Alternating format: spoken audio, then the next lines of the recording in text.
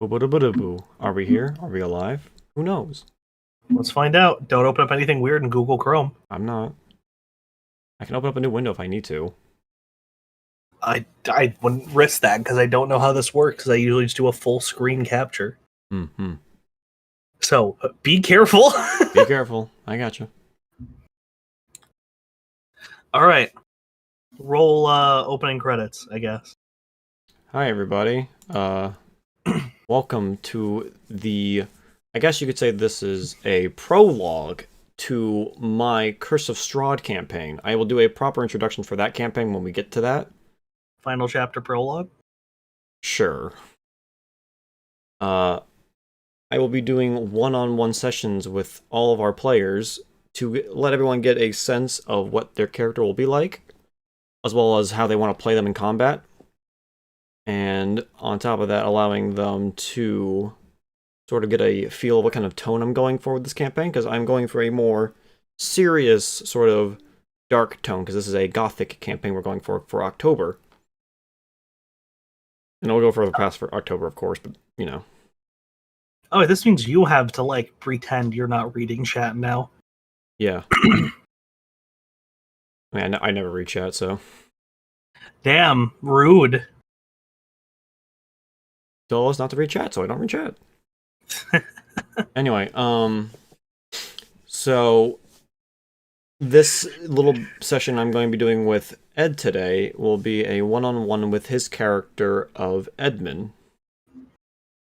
He will go into small details about his character in a bit, because we are... The big thing with this campaign is that everyone is kind of sort of keeping their backstories to themselves, and that is something that will be explored in session, rather than everyone just spilling their guts before the game has already begun.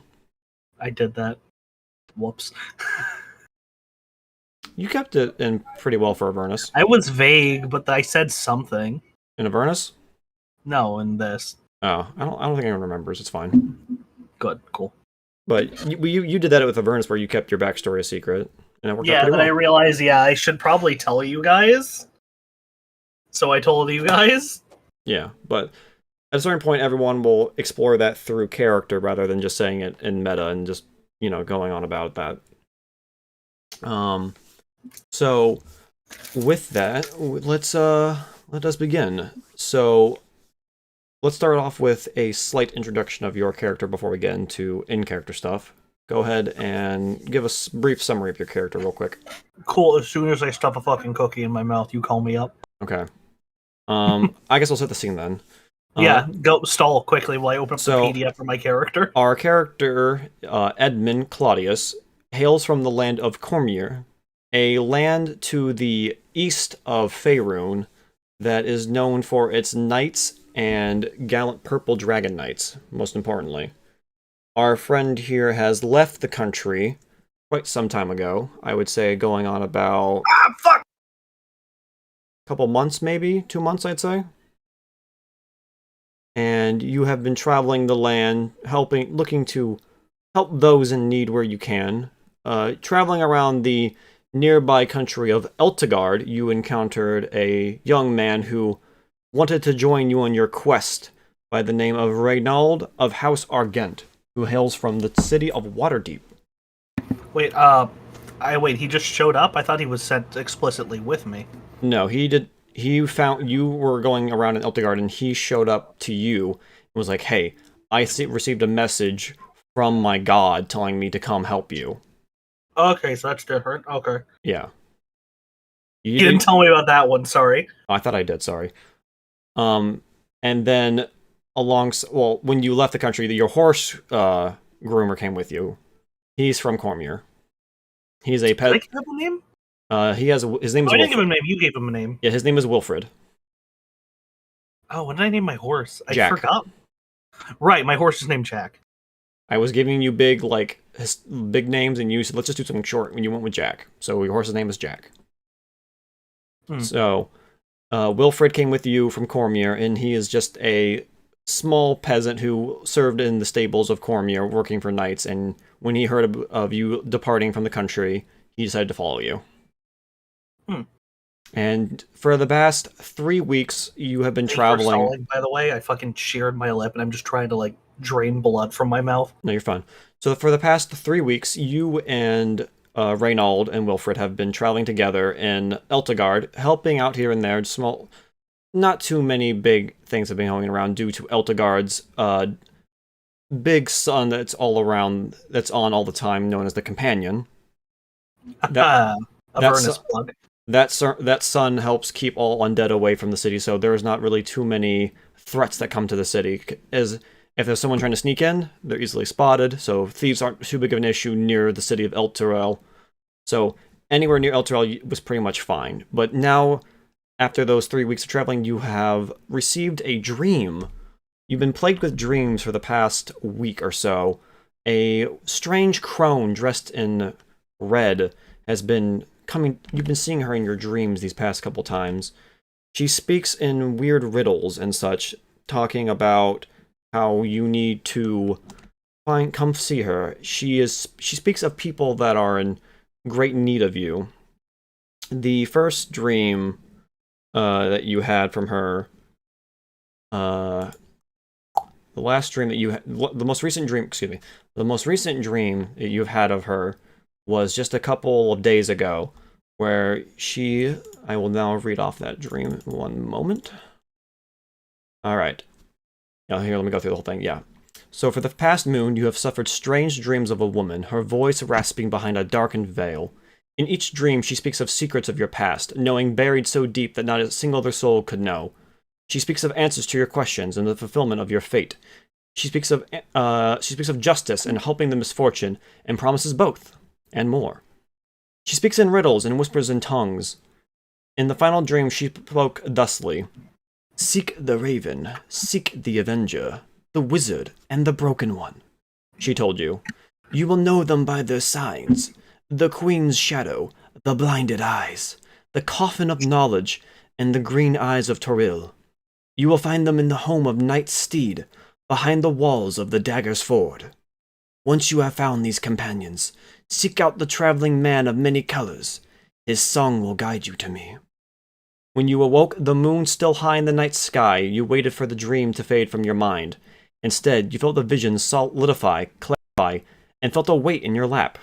When you looked down, you saw a single playing card resting there, the Shepherd. The next morning, you packed your possessions and prepared for the journey. After consulting a map, you decided your destination, the Nightmare Stable in the town called Daggerford. The road lay before you, and your past lay behind. As the sun rose above your head, you steeled your will and cleared your mind, and let fate guide your step. Sick. And so for the past 3 days, you, Reynald, and Wilfred have been traveling together on the road. You are nearing the edge of the border of Eltergard. I can pull up the map real quick just to show you all.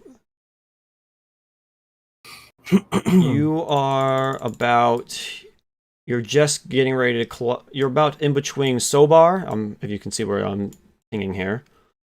You're between Sobar and the Borskir Bridge. Once you have passed that bridge, you'll be out of the border of Eltegard. And then simply from there, it is just a simple trip of just traveling up the road until you get to Daggerford, up there at the top. Oh, I just was on the wrong layer. Right here. Damn, that's a fucking hike. Yeah, so you're traveling, once you get past the bridge, it's up the road, and then all the way up here to Daggerford. Oh, you didn't fix the map distances? I mean, I didn't do that on here, no. But don't mind the measurements. Oh, man. I mean, I could say... It's the little things. This is a screen capture of the full map. I can... If you really want the miles at a certain point, I can give you the miles that you'll be covering. I'm genuinely curious, actually. Okay, I'll get that to you eventually. Sick. So, right now, on your third night of traveling, you, Wilfried, and Reynald gather around a campfire in the woods off the side of the road, just enjoying your night together for the most part. The campfire sits before you. It's been kept alive by Reynald's constant dedication to it as he feeds the fuel to it. Wilfried is taking care of Jack, grooming him before going to bed, and you find yourself sitting here on a nice log with a small bowl of stew that Reynald has cooked. The smell of the soup is adequate for what you have to with your traveling companions for the moment, though it does certainly make you miss the grand meals you used to have back in your home country. I would disagree, actually. Oh? You know how much time I spend on the road. A little bowl of stew is probably more normal to me than a big pot roast. That's a valid point. I'll give you that one. So yeah, so Reynald is just focused on feeding the fire for the moment. Wilfried over here is grooming Jack, and you find yourself sitting here eating a bowl of beef stew for the moment. And Edmund... Now you can go ahead and introduce your character to the audience. He is a human. I think the first human I've ever played, actually. Just straight up. I keep forgetting about the fucking haircut. Let's see. So his haircut... that was a Freudian slip. I'm very sorry. Edmund is a... Shoot, I know we talked about this. I think it's Baphomet? Which one was it? Bahamut. I believe was his name. Yes. I am a believer of Bahamut. I am... Wait, Baphomet is the demon, excuse me. Bahamut is the dragon, excuse me. Okay. Yeah, I am a worshiper of Bahamut. A knight of the people. My background, as in the mechanical background, not the literal character backstory, is the knight variant of noble. Mostly because I thought it'd be interesting to have 3 different retainers, hence being my squire, my horse groomer, and my horse. He asked me, since the background grants you a 3rd follower, he just asked if you could replace that with the horse. Because I just couldn't think of a 3rd one. Considering the subclass you're going for, I'm like, yeah, that's fine. Yeah. For my starting class, I picked fighter, which I think is also the first fighter I've ever picked. I believe so. You have played mostly some sort of spellcaster. This is your full, martial character that has no spellcasting. Yet. Yeah. You can always find scrolls down the line. Yeah, I think that's it. Aside from the fact that I picked the lucky feat like a dick bag. Yeah, your starting feat was lucky, so we'll see how that goes. So yeah. Oh right, I forgot.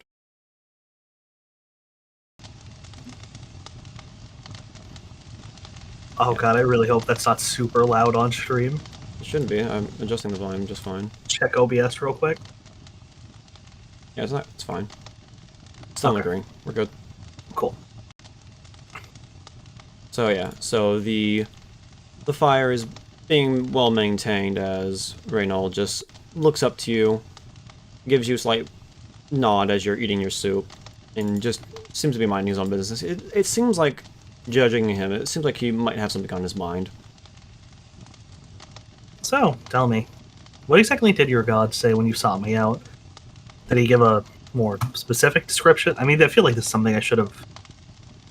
I know I've asked you this a million times, but it's concerning, you know? Were you running away from home or something? Looking up, not thinking you were going to talk to him, he drops a block of wood he was getting ready to toss on the ground, and as he leans over to pick it up, he looks over to you. Sorry, sir, I wasn't expecting you to respond to me. No, sir. We're equals. All in the... As far as I'm concerned, we're all equals here. But I am your squire. I'm not saying... I should address you as such. So just because I have the shinier piece of armor means you should treat me better. When you say that, he does pause for a moment and starts to think about what you said there. We've had this conversation before, I'm sure. Yes, this is like the 3rd time you've had this conversation. You're still trying to beat it into his head. he's still being stubborn about the whole formal thing. Well, this isn't something that's relevant everywhere for obvious reasons. Sadly, there are plenty of places where they'd cut out your tongue for that kind of behavior, much to my displeasure. Vile people, but regardless. In my presence, we're all the same here. I feel like that stupid attitude of mine is half the reason why Wolf Red decided to come out here with me. Want to get away from those folks. Were you sick of polishing all those pretty horses day and night? Oh, you can say that again, sir. I mean, sorry, Edmund. Ed. Right, sir. Ed. You know how those nobles are. They beat that formality into your brain. It's hard to get out. I mean, hey, better than the farm, I guess. Ain't that the truth? As you can see him starting to just give Jack's leg a scrub, getting some dirt that had got on him. Don't go too crazy. We still have a long way to go. Make sure he doesn't look like a hot mess, I guess. And pick anything out of his hooves. Don't want to hurt the poor thing. Yeah, I found a couple splinters sticking out, but he seems fine. Doesn't seem too bothered. That's good. That's fantastic. Don't worry, Jack. I'll make sure you're ready to go by tomorrow morning. Don't worry, buddy.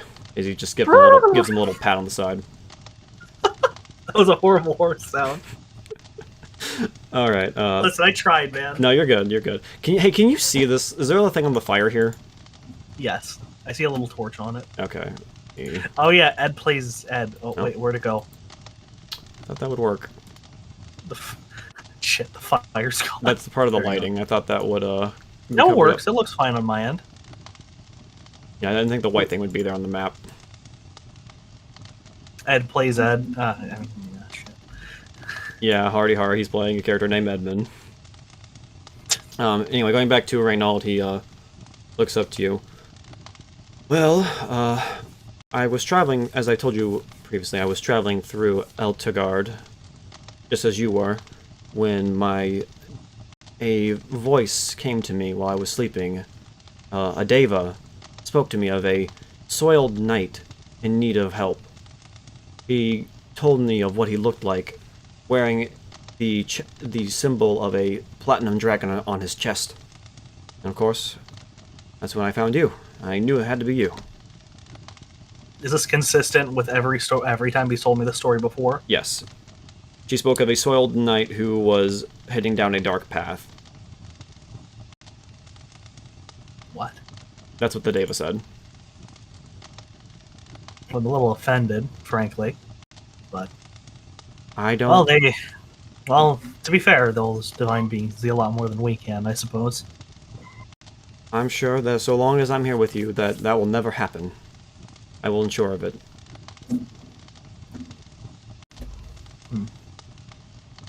Something else you had to say? Oh, just thinking about something that's been on my mind lately. We've been traveling together. I guess I should tell you about this. How do you feel about heresy, or worshipping of evil gods, I guess? You can see him, kind of fiddling with the block of wood in his hands now.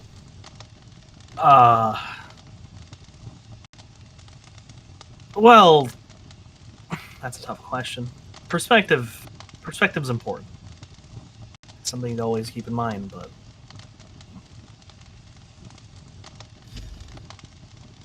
Well, I guess it comes down to whether or not that worship leads you to hurt others. That's the problem to me.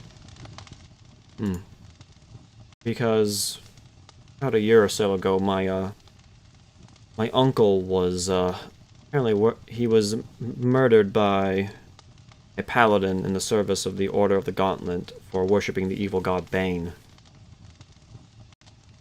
But even after this year, I'm still not sure if he truly did, because I knew the man for quite some time. He never seemed like someone who would worship such a deity. And to suddenly just have it be revealed that he worshipped Bane this whole time and just have him be killed on the spot, it still bothers me. Oh yeah, Bane would be I guess one of those exceptions to the rule then. Kinda. There aren't many things that I feel need to be crushed under a heel, but that'd be one of them, I guess. Yeah, for those that aren't aware, Bane is the god God of murder, I think? the god of tyrannical oppression, terror, and hate. Just to be, like, no pleasure in it, just some things need to be stopped. Yeah, the god of death is Bald, I believe is his name. Bold? He was in the Avernus campaign, if you recall. Ball. Ball, that was it, yeah, Ball. Bane was another god that we saw inside that journey, though. Yes. Anyway, he then looks up, and then he just tosses the last chunk of wood into the fire. So after this, the fire will eventually die out. This is the last of the fuel. I hope the soup is adequate. I tried my best when I was making it, with what supplies we have left. I mean, it's probably the best you can make, pulling crops off the side of the road. Frankly, it's pretty good, all things considered. Yeah, it was the last of the meat that I had left. I'm hoping that we can find someone I can purchase some supplies from before we leave Eltegard. It'll be a while before we can find any spots to rest until for a good couple miles. Well, I mean, worst comes to worst, we can just talk to some farmers on the way up. That is true. Ed, what is your passive perception? Good question. I don't know. If you go to your sheet, it should be there on the left side. I'm not very perceptive, I don't think. Oh, it scales off whiz. Never mind.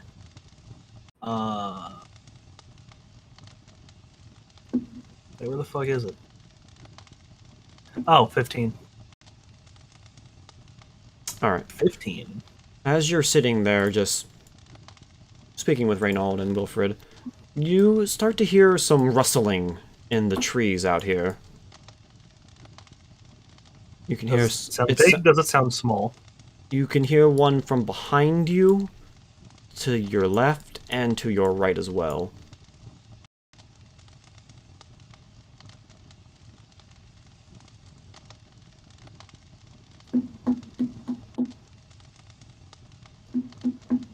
Speak your purpose. Are you standing up, or... Well, yeah, hand on the flail and the shield. Speak your purpose. When you go to say that, a crossbow comes flying out of the woods and is about to hit you. What is your AC, my friend? 19. Okay. I'm a tanky motherfucker. All right. You see the crossbow hits you dead on, but it just gets embedded into your armor, and you don't feel anything. That armor worked out pretty well in the end. What the hell is armor on this sheet you gave me? I you just punch an armor class manually? Yeah, because due to how it worked, I had to just put it in. Whack. But yeah, you had +1 from your defensive fighting style too, as well. Yeah, so I have a pretty... Yeah, you got your shield, the armor itself, and then +1, so you have 19, because you have originally 16 from your armor. But yeah, so... begin combat. Alright.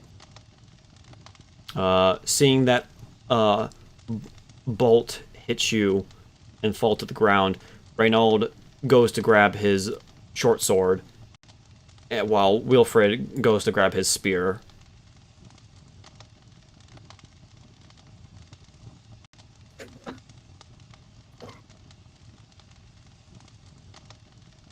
Damn, Reynold. Damn.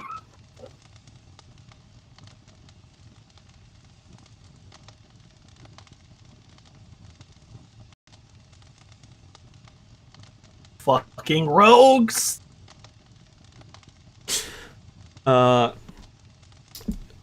So coming out of the darkness, you can spot a a bandit dressed in leather armor running at you with his short sword in hand as he come up and strike you with his scimitar. Scimitar. Oh. Oh. You said your AC is 19, correct? Yes. Alright, so he slashes right into your shield, and you're able to keep your shield up, and you block his strike against you. The next one is going to go for Reynald now. Ooh, I think that might have been a hit. If you kill, what is your plan if you kill my child? That is a hit. One? That is a hit. Reynald gets stabbed right through the side by the scimitar. It looks like a nasty blow as he literally drops to one knee while getting hit. Oh my fuck. Do you have a plan if you kill the boy, session 1? I have plans. Okay. Alright, it is now Reynald's turn. As he goes to grab his mace. Oh, sorry, he had a mace, not a short sword, excuse me. He's gonna try to swing his mace as hard as he can at this bandit in front of him. And it does hit. Oh my god, he did. Oh my god. He goes to swing with his mace, instantly crushing the fucking. Oh my god. He rolled a 19 on his damage. Holy fuck. What? Wait, no, that's just attack roll. Excuse me, that's not his damage. Oh, he did 1 damage. Excuse me. Oh. Oh. Piss. He goes to swing as hard as he can, but he only barely hits the bandit in front of him. Alright, it is now your turn.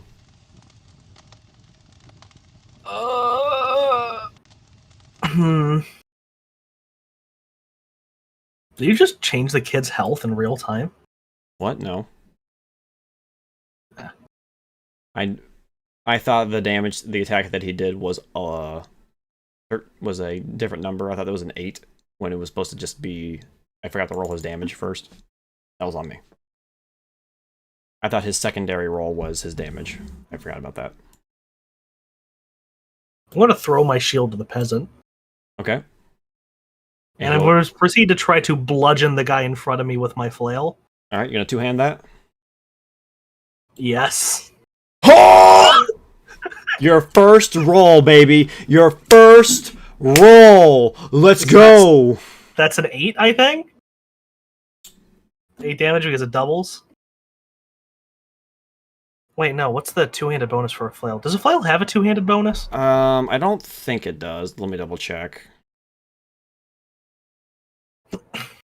Regardless, it looks like the damage to start is going to be an 8. Yeah, it's going to be an 8. Yeah, no, it doesn't have a... It's just holding it with one hand. So yeah, 8 damage.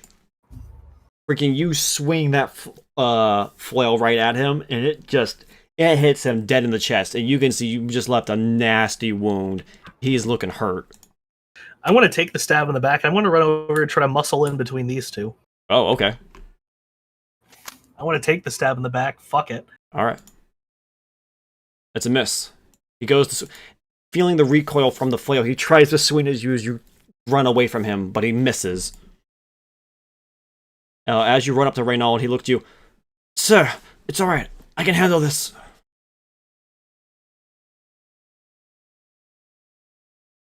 You can see that the wound on his side is bleeding pretty badly. It's not looking good. I'm not even going to acknowledge him. Okay. Quiet kid. Alright. I'm here for you. Wilfred, with his spear, is going to go for this guy that's over here onto the side. Oh, no, I wouldn't direct him to go for this guy, so we stay clumped. You want him to go for that guy? Okay. Yeah, so we stay clumped together. Alright, so yeah, hearing your directions, he will go off towards the guy to cover your back. He'll block him. Yeah, he went a little faster. Cut him off. I was going to say that. Wait, doesn't the spear have, like, a longer range? Like, you tick him from over here? That's, or is that a lance? That's lances. Yeah, spears are 5 feet. Oh, okay. Alright, so that is a hit. Just barely, too. You're doing 8 damage, killing him. He goes to stab him in that same wound that you left him, and he stabs him right through the chest. As the guy falls dead on the spear, and as he pulls it out, the guy collapses to the ground, dead. Alright. Now that you've cut off Reynald, the bandit will now go for you instead. he goes to swing, but due to you just appearing out of nowhere, you're running up to him, allowed dirt to go flying into the air, and it got into his eyes, and he's not able to see anything as he swings into the log that Reynold was sitting on instead. He got a nat 1. So he didn't beat a 17? Oh, nat 1. Fuck. He got a nat 1. I can't wait to get shot in the spine. Alright, this bandit, seeing the horse start to freak out, he's going to try to use animal handling to try to steal your horse. It's a loyal horse. He can try. He tries, and now he gets to get hooves. Aren't the hooves ridiculously painful? Yeah, he tries to calm down the horse to try to steal it, but the horse Jack freaking out just ends up kicking him with his hooves, doing 6 damage to him.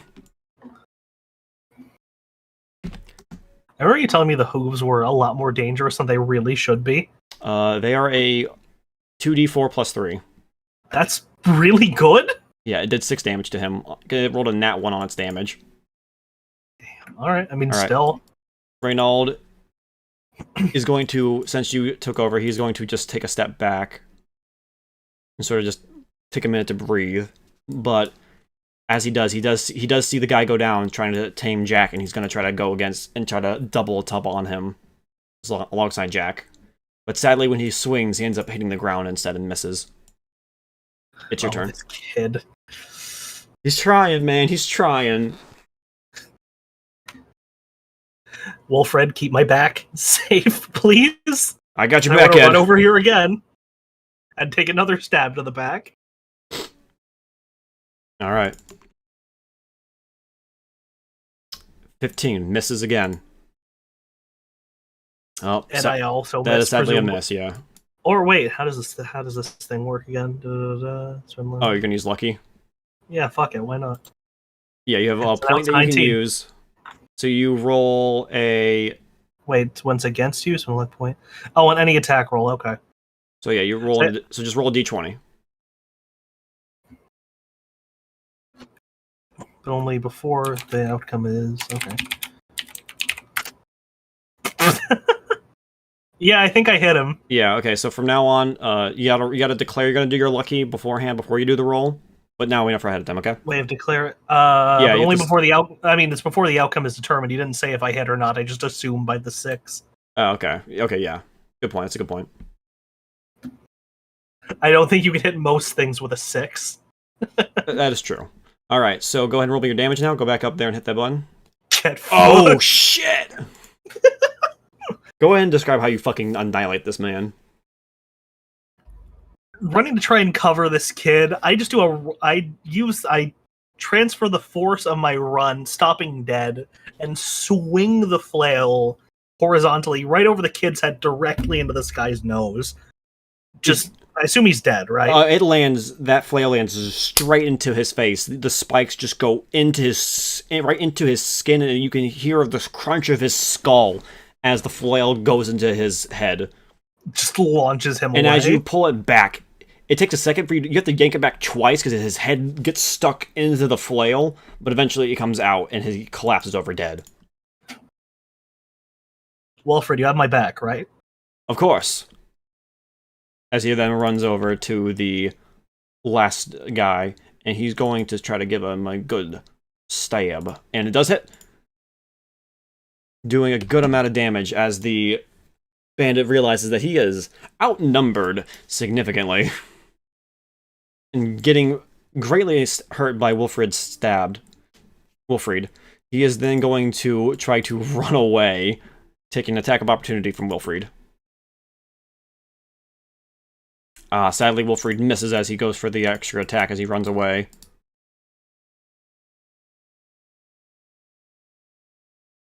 Alright. Reynold looks to the guy running away. Quick! We need to stop him! Yeah, we are going to stop him. And he's going to take off after him.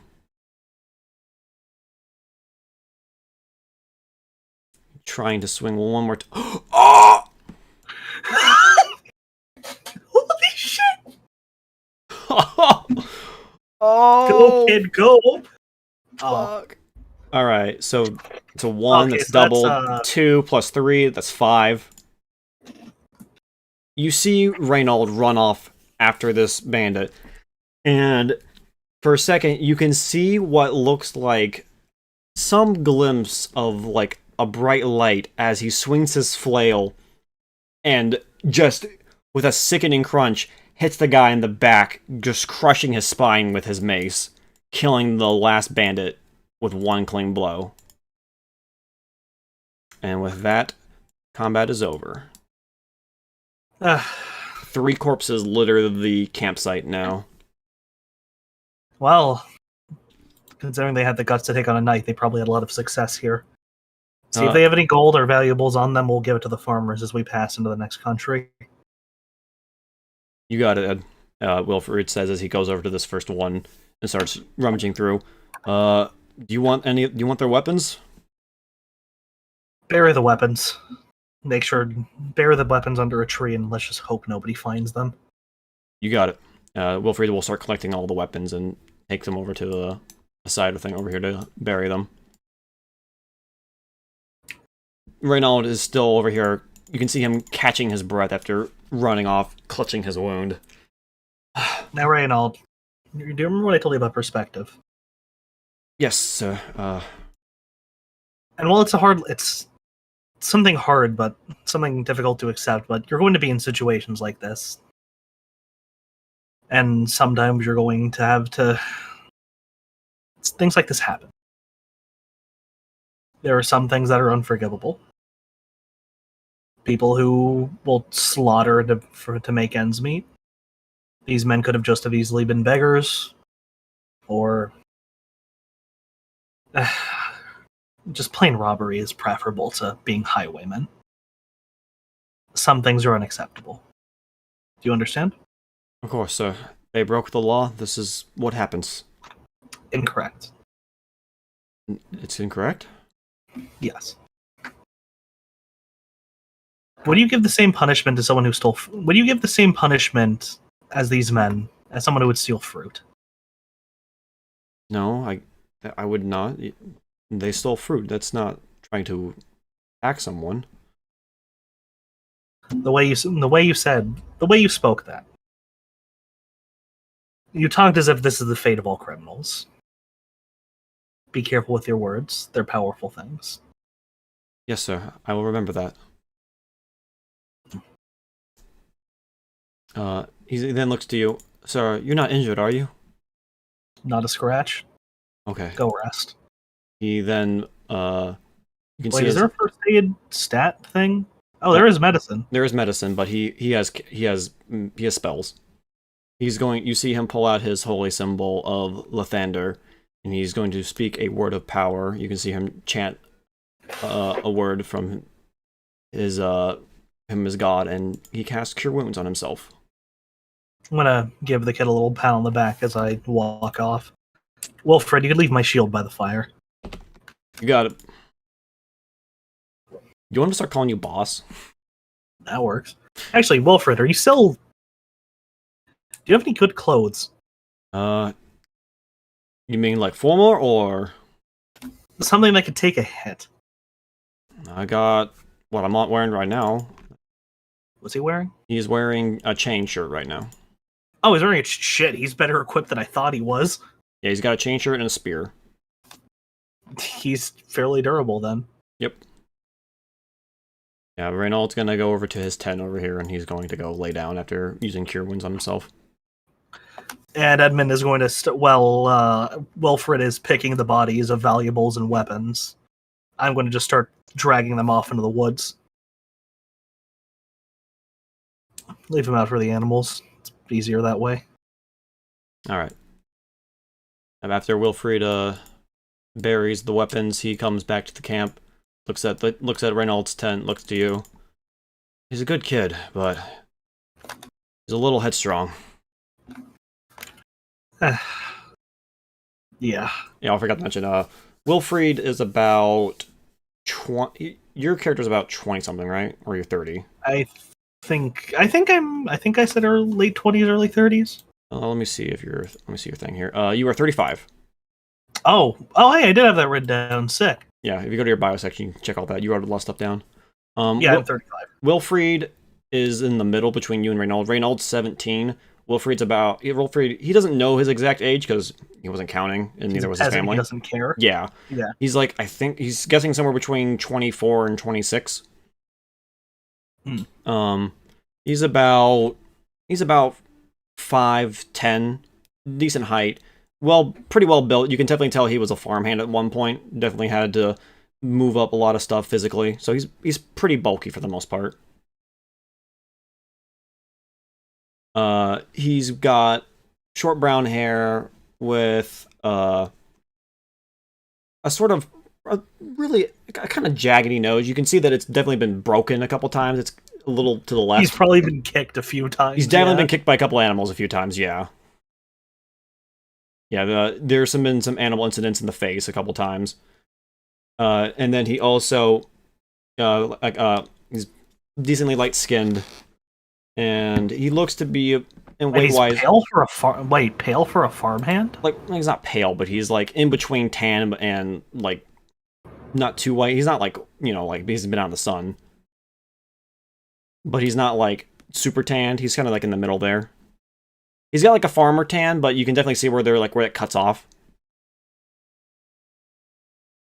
Right. You can see, like, where it's pale, like, under... Like, if you removed his shirt, you would see how pale it is there. But, like, his head and his arms and his hands and his neck, that's all, like, kind of more tan, but there are just spots where it's more lighter than the other ones because of the farmer tan. Yeah. Yeah, so I wanted to just give him a little physical description real quick because I forgot to do that. Trying to get into... For this campaign, I want to start giving descriptions. He then looks to the tent. Hope that boy knows what he's getting himself into with you. Well, yeah. What can you do? Did he find anything on them? Anything we could give back to the locals? I found about 20 copper pieces and a sapphire. Not sure what this is. As he throws you a small little blue gem about the size of, like, a thumb. Alright, take the copper and divide it into 4 little satchel bags. I'm sure you could find some canvas somewhere. You got it, boss. The next 4 people we see, we'll just give them 5 copper each. Sounds good. And he goes over to... Jack is still kind of, like, riled up. He's like, let me go calm down Jack real quick, though. He's a little rowdy after that. I think he likes you more than he likes me. As he then pulls out a carrot and gives it to Jack. That's a good job for showing that ruffian who's boss, Jack. So what's this gem? It is a small sapphire. Oh, so it's actually a sapphire. It is a sapphire, yep. Huh. I don't know who I'd even give this to. But it's only like a fragment of a sapphire. It's definitely not a whole sapphire. I'll figure it out. It's definitely someone had taken a sapphire and they broke it, and this is just one of the many fragments. I think I know what I'll do with this one. I'll wait until the kid wakes up, though. Alright, Wilfried, after calming Jack down and making the little sacks, he's going to then tie them to his hip, and then be like, he'll give you the thumbs up, letting you know that he's tied to him rather than on Jack, so someone can't sneak up and take it off of Jack. Good. And then he's gonna go to his tent and retire for the night. My budget's only going to take us so far at this rate. Hell.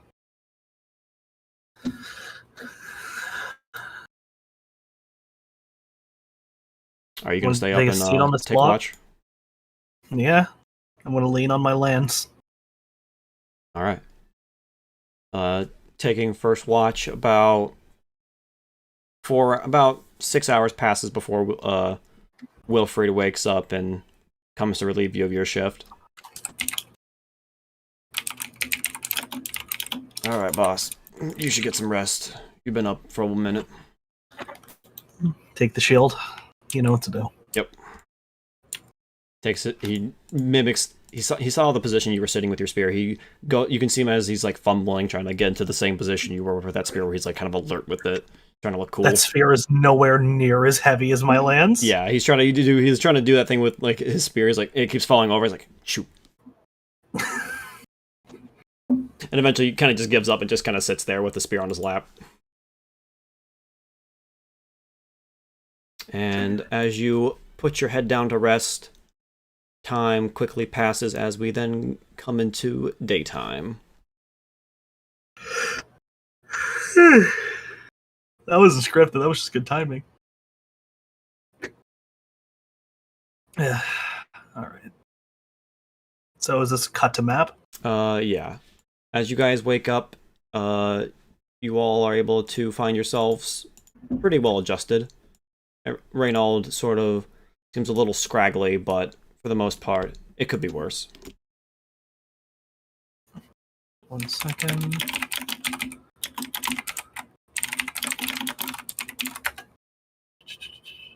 There we go. And when Reynold wakes up and after he's, had his meal, I'm going to take a seat next to him. I'm going to ask him to give me his hand. His hand? Yes. He holds his hand out. Compared to Wilfried, his hands are a lot softer. Wilfried has like a bunch of like callus. His hands are rough like leather. You can definitely tell that those hands have been working compared to Reynold here, whose hands are really soft.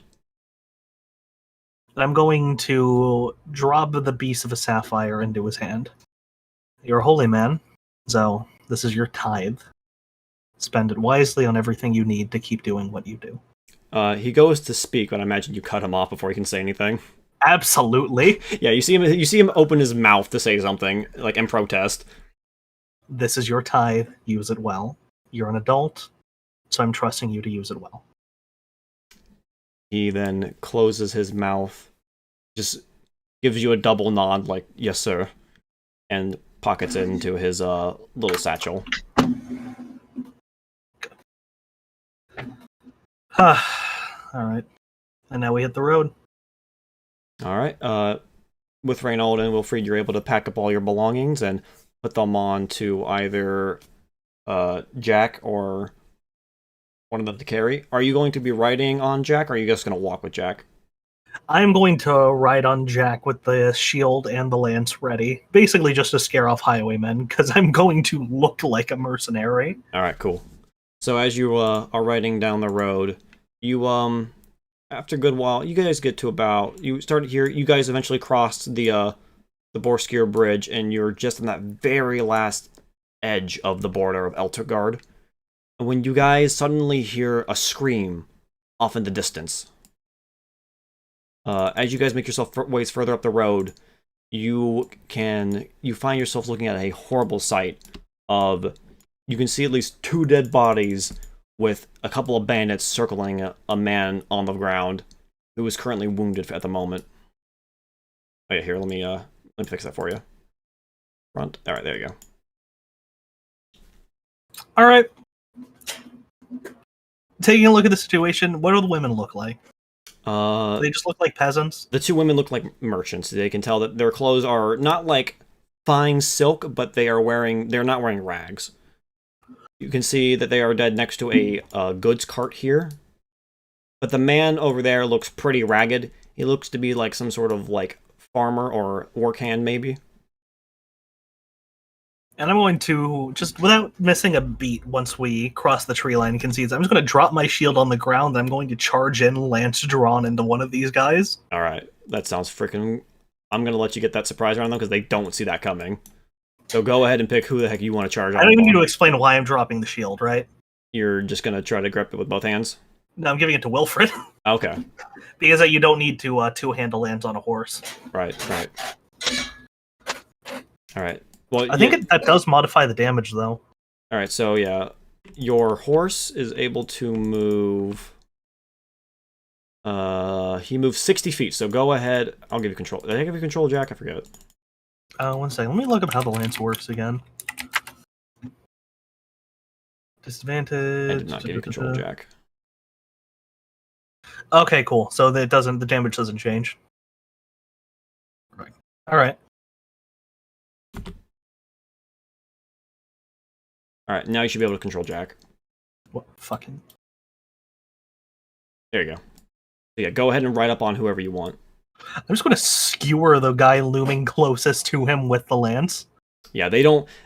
Before it's too late, they hear the hooves. They're like, "Wait, you hear hooves?"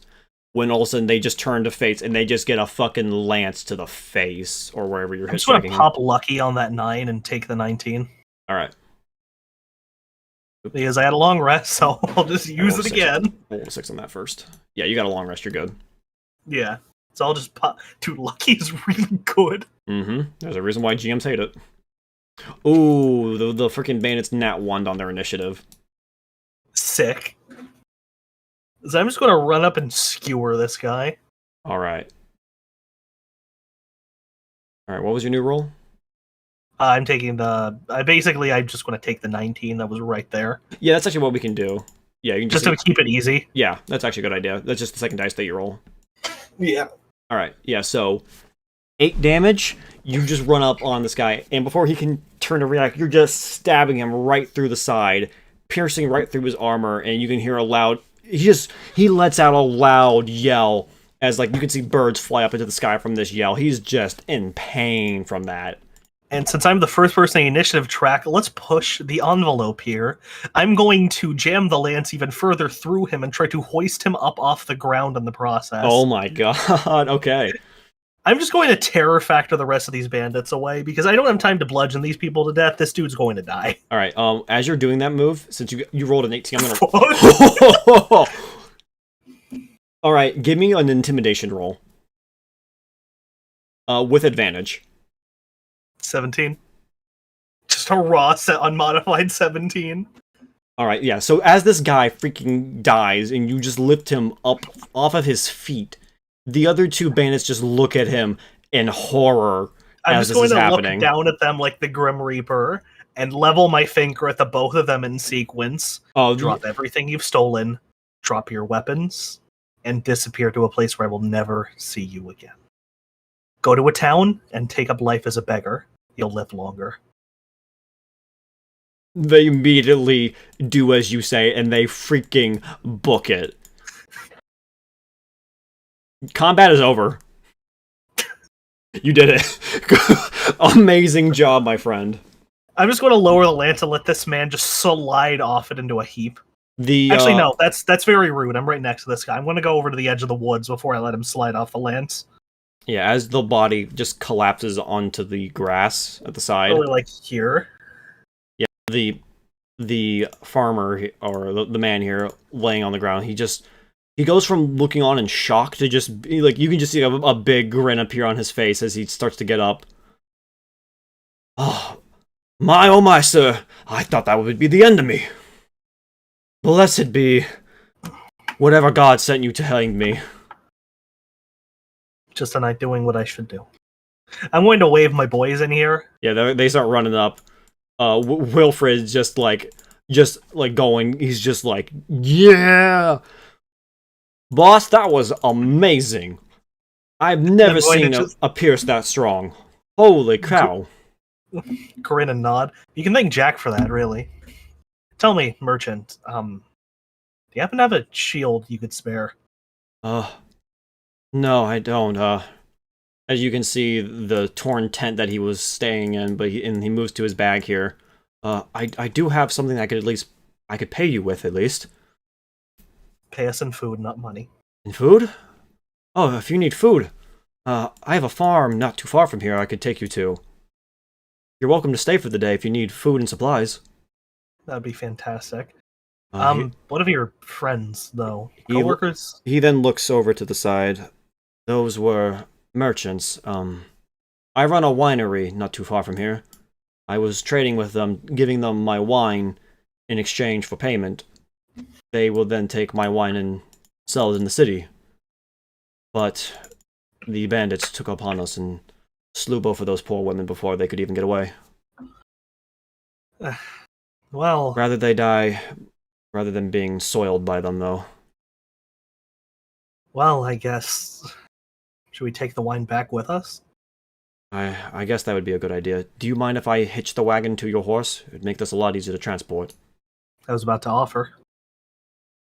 Bless you, sir, as he then claps his hand. He gives a slight bow and claps his hand together. I'm not a holy man, but I might just take up a vow soon enough. As he then runs over to get the rope to hook up to Jack. As he's getting the rope ready and tying it around to Jack, tell me, sir, you're just a wandering... I did have something to say real quick. Will this guy got the cart ready? Yeah, go ahead. I want to get off the horse and approach Reynold and Wilfred. Okay. Reynold, I want you to bury these two women. Of course, sir. I can do Bury that. them with their belongings intact. He's going to look to Wilfred, who will then nod and go to help move the bodies. No, he does it on his own. On his own, boss? Yes. Okay. Reynold... He needs to learn about the other side of these things. Reynold gives he looks to Wilfred. Yes, I should do this on my own. And he'll get the shovel. He'll start digging the graves. He'll move the bodies in. And Wilfred, same job for you as the last night. Take a look at the belongings and weapons the two bandits. Actually, I want to just yank one of the copper bags off this guy's belt and throw it to this whiner. Oh. Sir, you've already saved my life. I don't need charity. I'm just gonna blow him off. You've already saved my life, sir. This is a little much. Hush. When you say hush, he just goes, oh, okay, and he just pockets it. I was just Wilfred going to give him the same routine as last time: gather up the valuables, tie it off, gemstones, and other crazy things. Give it to me, and I'll figure it out. Yeah, he starts digging around. I want to bury the weapons this time. A good while after the farmer had the whiner had gotten Jack hooked up. It's about 10 minutes after that Reynold finally finishes. He gets a little bit of wood, makes a little holy symbol of Lathander over the graves, and then he begins to pray over the graves. I'll leave him be to process that in his own way. I will grill him on his thought process, though, for obvious reasons. He's 17 and angry. Of course. After Jack's been hooked up, Rommel will then come over to the campfire after he's done. I imagine you'll be done at that point too. And I'm just burying weapons. Yeah, Wilfred will also come up with stuff. All right, boss, I got So what's going in the canvas this time? I got a bag of 20 copper pieces here. I guess this one must have been in charge. Not one bag of 20, 4 bags of 5. Bags of 7 5? bags of 5 now. All right. I also got a couple of crossbow bolts here from the man, and a crossbow as well. Reynold, do you know how to use a crossbow? No, sir. Well, I guess I could teach you. I'd be willing to learn, sir. Frankly, after last night, I don't think you should be charging in with your mace in hand anymore. At least not for now. If you say so, sir. I'm just going to glare at him. Sorry, Edmund.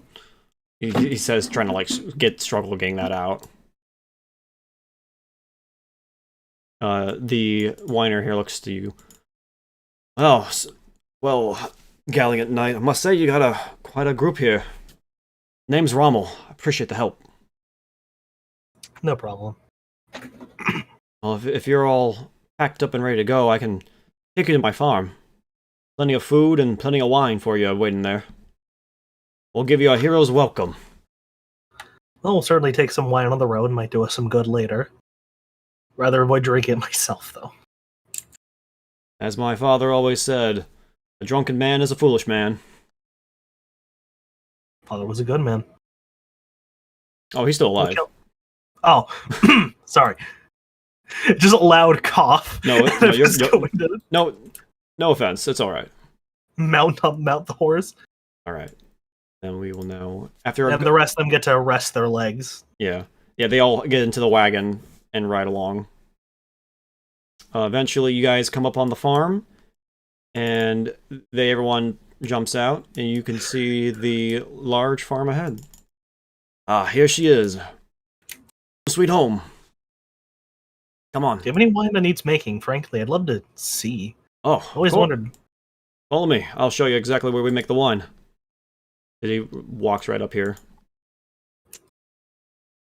You can see baskets of just grapes sitting ready to be crushed inside the I always forget the term for what the big wine, like the big berry thing is crusher's called. But you know, the ladder climbing up into the big barrel is right up there. The smell is fantastic. You can just smell the grapes. It smells very fine.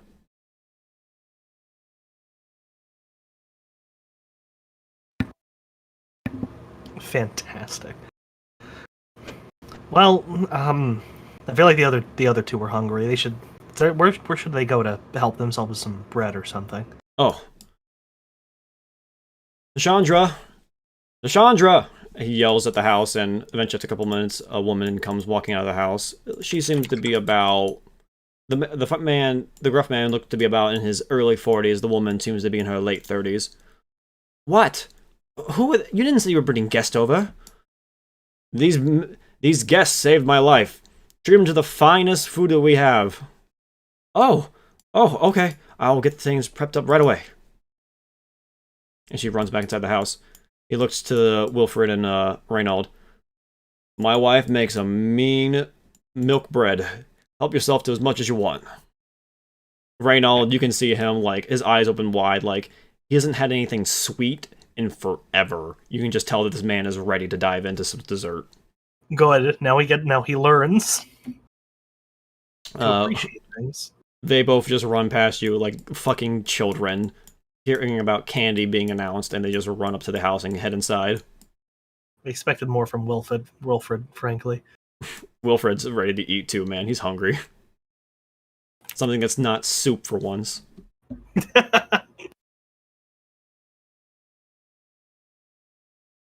Oh yeah, Rommel, he starts to unload the crates that Jack carried up, and he unloads them to the side. Well, Knight, since you're here, and since we're out of earshot, I need to confess something to you. Oh. This isn't the first time this has happened to me. Well, at least not the first time that this is the first time people have died while this has happened. These bandits, they've been plaguing this bit of the road for a while. It's on the border, way too far from Elturel for any of the Hell Riders to care about. Kind of out of justice and law out here, you could say. These bandits have been collecting taxes, as they say, from us. Just at that, do you know where their camp is? I do. There's a small cave from here, but I'm the only man here. I have to protect my wife and my father. I have no one else that can come with me to help take on the bandits. I've been leading to Elturel for a while, but they've sent no help. Watch my men. Where are you going, sir? Point me in the right direction. It's a couple miles south from here. Take a right. You'll see a deer path. Follow the deer path, and there'll be a cave with a stream going through it. That's where their camp is. I'll be back by morning. All right. Yeah, you can. Jack has been unhooked from the cart. The cart, and he's just free to ride. You have some. So keep in mind, you have, I guess, some extended family staying for the night. Well, sir, if this is what you're doing, hold on. As he then runs over to the side here, you see him like grab a shovel. He starts digging into this field over here. Pulls out a small treasure chest. This is my emergency stash, just in case. He comes back with a bottle of red liquid. Here, take this. I'm assuming, as someone who is familiar with a fight, I can just assume this is a healing potion. This is a healing potion. How many and which one? Also, wait. This is a potion of normal healing. Gives you 2d4 plus 2 hit points when you drink it. It gives you 2 of them. I saved these just in case for accidents on the farm. So 1d6 plus what? It's a 2d4 plus 2. Ooh.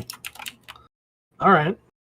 I saved these just in case there might be a farming accident on hand. There's no doctors around for a good distance or clerics, so I keep this on standby in case, but you're gonna need it more than I will.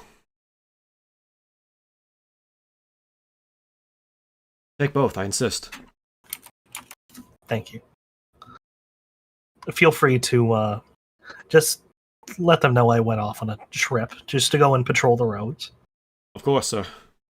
Best of luck to you. And he doesn't have a hat to like take off to like kind of wave you off, but he gives you just a slight wave to see you off. I imagine as you just whip the reins on. Not yet. Not yet. Heavens forbid I don't make it back. Send them back. Where am I from again? Cormier. Cormier. Heavens forbid I don't come back. Send them back to Cormier. Cormier? That's a good... You're from Cormier, sir? That's a good distance away from here. And I still have more to go, so that's why I'll be back by morning. Best of luck, sir. I'll be praying for you now. I'm just going to nod and go. And like an old western, yeah. Hit the reins of your horse and you're right off. Quickly before anyone can blink. And as you look back one last time, you see Rommel walking back to his farm to head inside. And while you prep the next thing and narrate, I'm going to go use the bathroom. Okay. While you're doing that, I guess I can do some NPC stuff. Help fill the air since no one's here. Once Edmund has left, Rommel returns to his family and heads inside, saying to his wife and Wilfried and Reynauld. His father, Robert, sits at the table alongside Wilfried and Reynauld, them all enjoying a nice plate of milk bread with honey. Rommel then explains to them that Edmund has gone off on a trip for the night and he will be returning within the morning.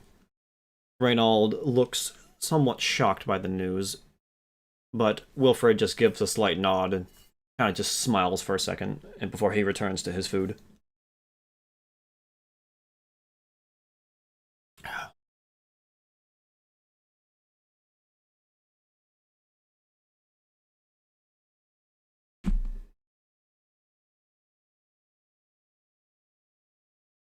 Alright.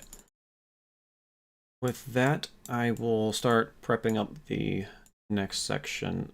I thought Ed was going to bring his allies for this one, but it'll be.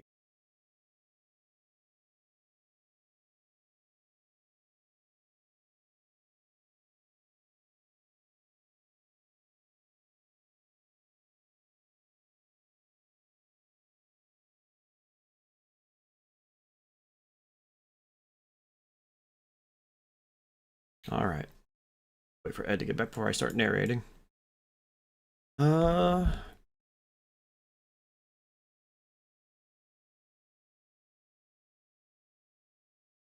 at chat now, I guess.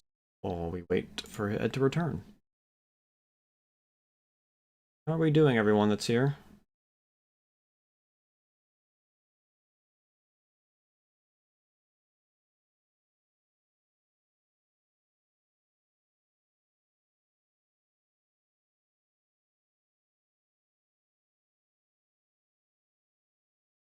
Got a couple people in the chat. Glad to have some people watching. Alright, I'm back.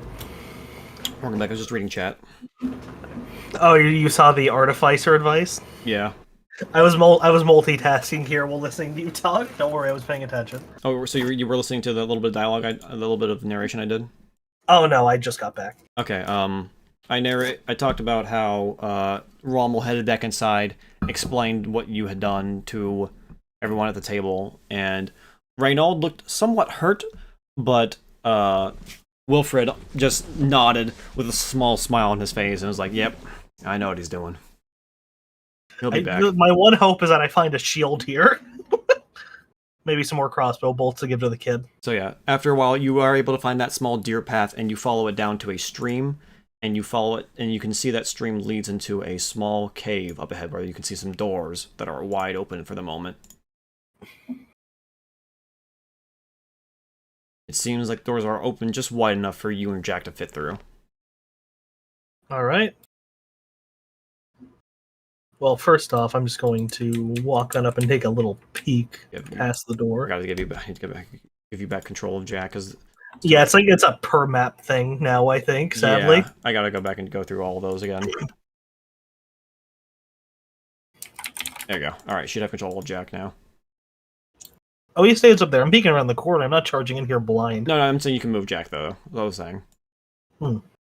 Alright, go ahead and give me a perception roll. Damn! Damn! Okay. Damn, alright, bro. Wait, you're 5, man, for a fight. That's yeah, really I stacked wisdom, dude. I'm going to cleric. Right. So you're able to see that this this bandit camp is pretty built into this cave. You can see just barely there's one bandit up ahead. Are those stairs or inclines? Those are inclines. But it's not too tall, it's just about 5 feet. So Jack can just walk right up on it. He doesn't need to worry about it being unsteady. The bridges are just there to prevent you from getting your feet wet. Perfect. Perfect! Yeah, so if you whistle Jack, he'll come to you. I'm not whistling. They can't spot me if I'm going to skewer this man in a surprise round. Alright. Yeah, you can see the man is kind of lax. The guy, the guard who's guarding the front door, he's taking a nap. If I'm lucky, they might not even notice the horse galloping before I kill this man. Alright. Lance is ready. I'll give him a perception roll to see if they can hear you galloping up. Hell, another one. Nope. But he is flat-footed? What's up? Flat-footed, though? What do you mean flat-footed? Is flat-footed a thing in No, 5e? Unlike Star Wars, flatfoot's not a thing in 5e. You just get a free surprise round. Where they just Oh, no, I mean with rolling 7 to hit, so I miss? I think you have advantage on surprise. Oh, so that's a 10, but... I mean, you can use your lucky if you wanted. I still have 2. This was never going to be stealthy anyways. Alright. Yeah, this man was freaking taking a nap, and you somehow still missed.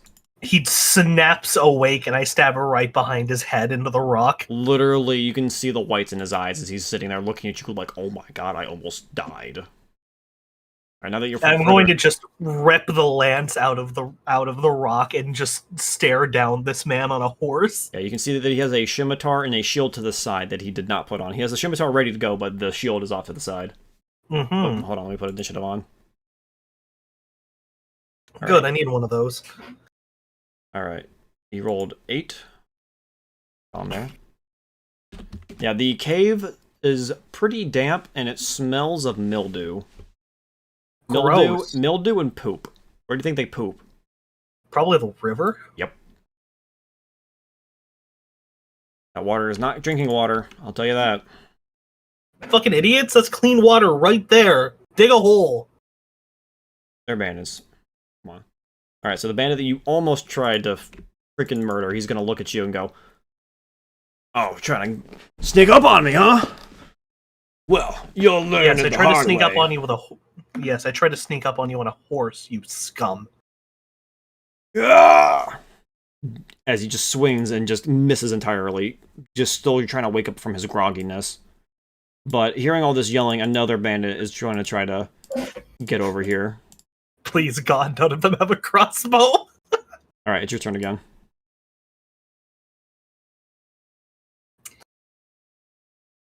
And when this campaign starts officially, like when we get into the actual module, there will be combat music, but for now there is no music at the time. And the music I have is not fitting for this prologue. Holy cow. You instantly just killed him, so go and describe what you do.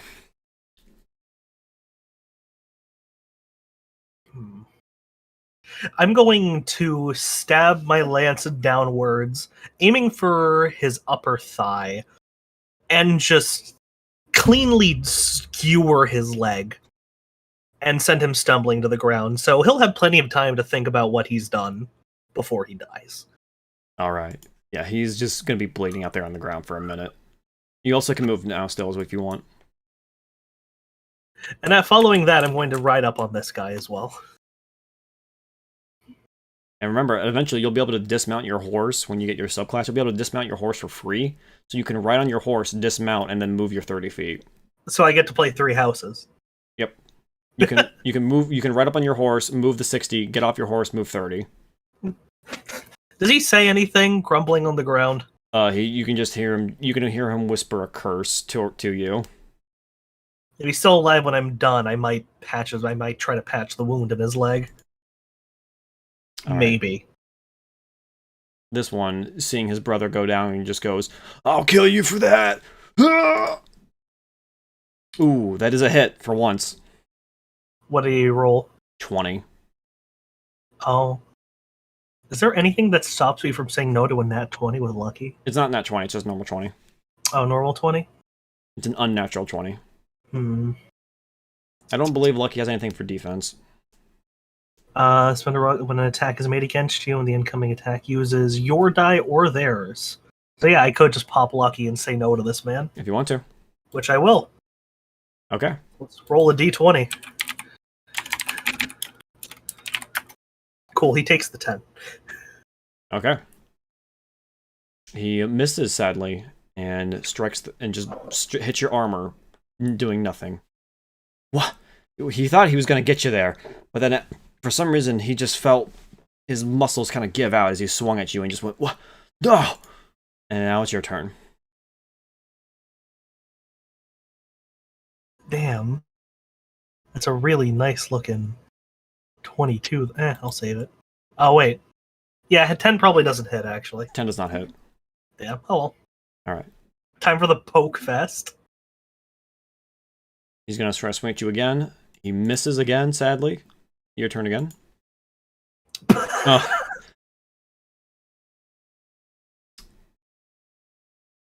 We'll go again. So we're basically just dancing around each other. Yeah, you guys point. are basically swinging around, moving around.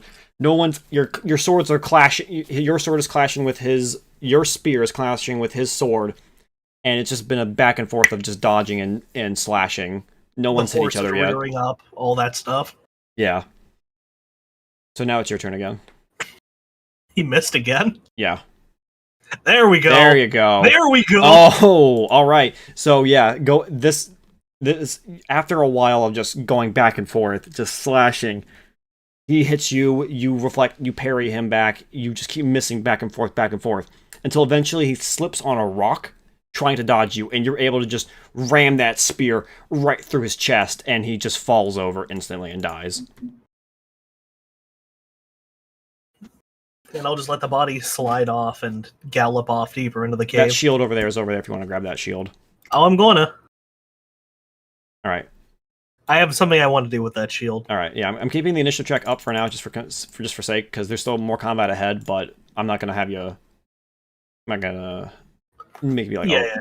I know exactly what I want to do with that shield. If he's still alive when I get back there, I have a lesson to teach him. As you're galloping up here, you can hear some shouting behind this stack of wood here, and you can hear someone shouting, "We're getting overrun. Half of our men are already dead. They didn't make it back. This is the end for us. We need to surrender." And then you hear someone reply with, "You slimy weasel. We never surrender." And you hear someone's throat get slit. Damn. Alright, as you ride up, you can see this bandit here go, "Hey, you're not supposed to be back here." As he unsheaths his scimitar. It's your turn. I'm going to slowly walk the horse in. Let him have a good look at the blood-stained lance. I'm just going to level my gaze at him again, and... Sir, your 2 friends are already dead out there. Well, one's dead, the other's bleeding to death into your shitting river. Is this a fight you want to fight? Intimidation with advantage, please. Fuck. he Drop your belongings and your weapons and go. he Beggars looks live longer than highwaymen. he after hearing all that, he just drops all his stuff. You know what? I hated working for these guys anyway. You don't need to explain yourself. Get out of my sight. He just hurries past you, just runs away as fast as he can. All right. Well, that was his turn. That. So now it's your turn again. Beggars live longer than highwaymen. All right. Yeah. See, it curves over here. This is water over here. What? Oh, there's another half of the map. Yep. Oh, let's go this way. I'm only moved like 10 feet, so I'll just go here. Yep. All right. As you come around the corner, you can see a pretty decked up... hey, it's that token. Sorry. You can see a pretty decked up bandit standing at about 6 feet tall with burly muscles, wearing a red bandana. You can see him standing over a dead body with a sword with dripping blood off of it. He looks over to you. You can see there's a dagger in his chest. He just looks over to you. So, think you can take us down, huh? I didn't think the Hell Riders would finally find us. Seems like they finally decided to start caring. I'm no Hell Rider, frankly. I'm not surprised they didn't waste their time with folks like you. And I'm going to slide off my horse, and I'm going to leave my lance on it. I'm going to take out my flail and my shield. All right. Yeah, you see him pull the dagger out of his chest. You can see it start to bleed a little bit. I'll kill you and eat your horse. As he pulls out his freaking scimitar. Roll initiative. Reroll initiative, excuse me. That's fine. He gets to approach me now. Alright. Yeah, so he's just gonna come charging up on you. He actually runs out of movement. He's gonna dash up on you, and then he's gonna end his turn. Cool. I'm gonna go for him with the flail. Yeah, you just let him approach you. Sadly, you miss with that flail, and it goes wide over his head as he runs up on you. You're gonna have to do better than that. As he goes to swing with his scimitar. Hit me with your best shot. Alright, that is a hit. Shit, what'd he get? Fuck. Oh no, it's a miss. It's a 19. Okay. It's just it hits, so it goes to the defender. Okay. So yeah, so he hits and no damage.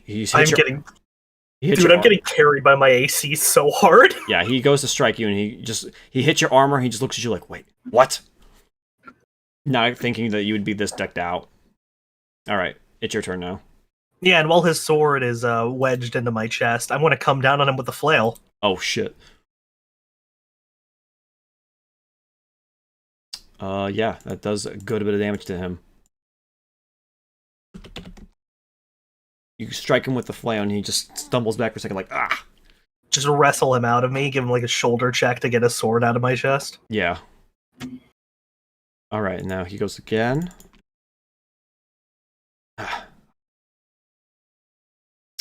18! Misses again. And another whack from the flail. That is a hit. Oh! You do another as he just keeps missing and you keep hitting him, you can just see him just getting angrier. His face is just getting more and more red. It looks like a blood vessel just ready to pop on his forehead. I need him to hit me once. I want to do something really cool. Let's hope he hits me once. 22. Perfect. Oh. Cool, he takes the 4. And as he comes in to cut me, I'm going to, from my belt, I'm going to just throw my deck of playing cards in his face. And then return an attack with my flail. Alright. Yeah! Oh, man. Oof. He is... As you land that next flail strike on him, he looks like he's about to fall over. He is not doing well. Damn, I was hoping that would kill. Oh, well. He looks like he's about to die at any second now. He is bleeding profusely. He is wounded all around from these flail strikes and from that dagger from earlier. I'll kill you. I'll kill you. He just keeps mumbling over and over again. Said he get lost to a deck of cards. 23. Go for it. 8 damage. Still standing. But he hopefully won't be. Alright, it's your turn. That just misses. Did I use my last point of lucky? That was your last point, yeah, because you got 3. Hell, alright. Finally slipping up, I see. But then, as he says that, he then slips up and misses with his next strike, bouncing off your shield.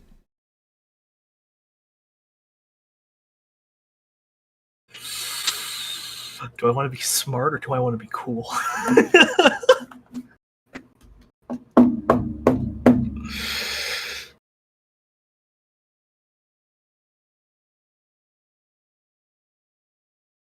There is no such thing as fair play when it comes to a bandit.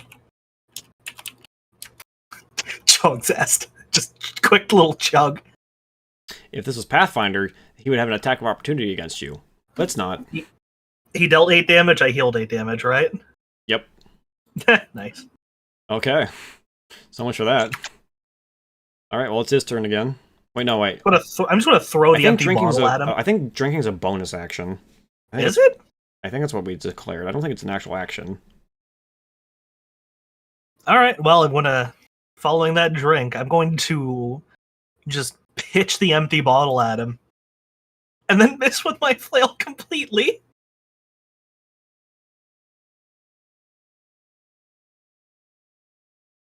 Maybe in a pained slip of the brain, I throw the flail instead of the empty bottle. Okay, yeah, it does not say that you need an action to drink.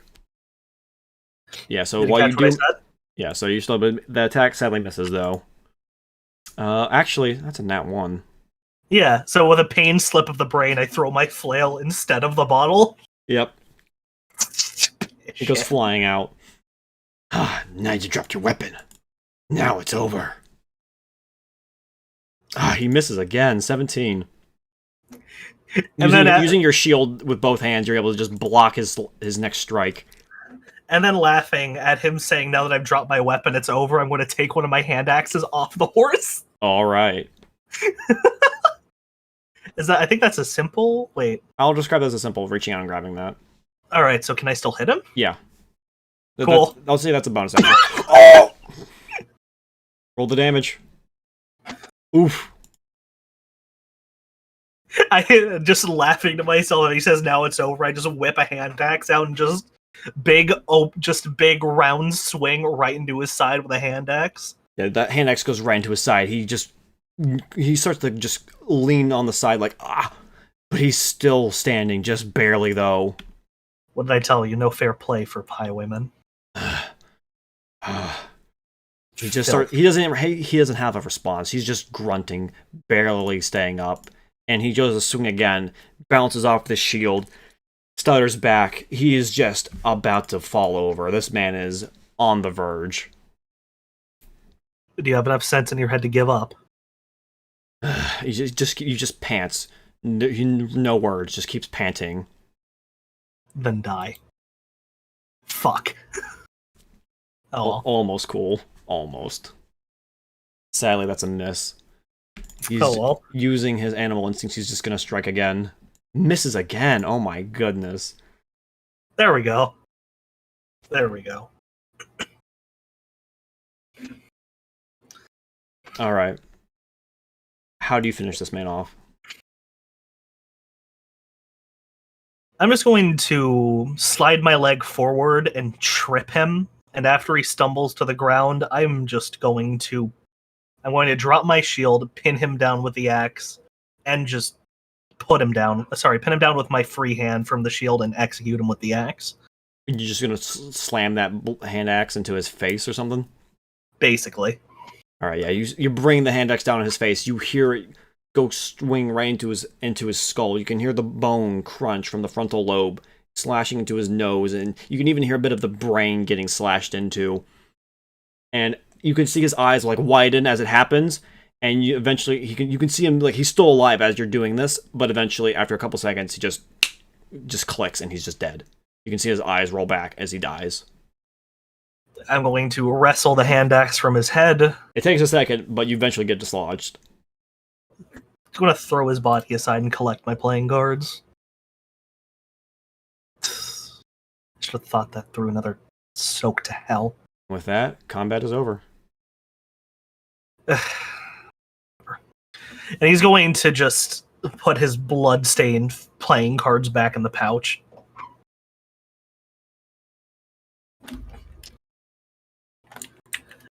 He's going to look over this man, spit on the body, and begin to check for and just gather up the valuables and the weapons. On him, he had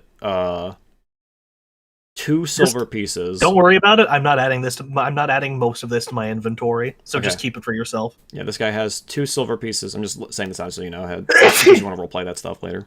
He has 2 silver pieces, and then he also has a golden ring. Good.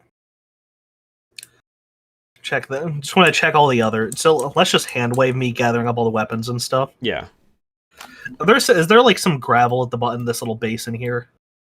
Oh yeah, it just slopes just into some some wet gravel. It's easy to I scoop. just want to throw all the weapons in the wet gravel and just kick a little slide of rocks onto them. Yeah, Let them rust. Yeah, it covers it up, and then it's gonna with the water and the gravel, it's gonna just rust eventually.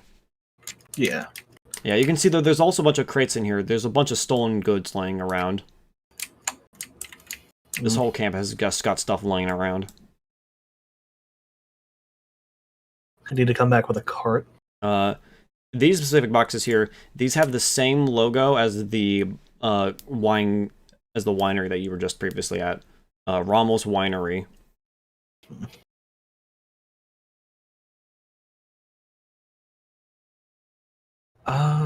So this is wine that they have stolen from before. So I'm going to walk away from that on horseback. I'm going to approach the man who was bleeding from before with a shield. Is he still alive? If you declared it as you're not just going to try to instantly kill him, yeah, he's still alive, but just barely. I'm going to hop off the horse and look down on him. Tell me something. How do you end up here? Made deal with local lady. Steal goods. Give to her. What do you call yourself a generous man? If it means I live. Would you call yourself a generous man? No. I'm asking you a question. No? I'm just going to slowly nod. Do you want me to make it quick then? If you saved my life, I'll tell you who hired us.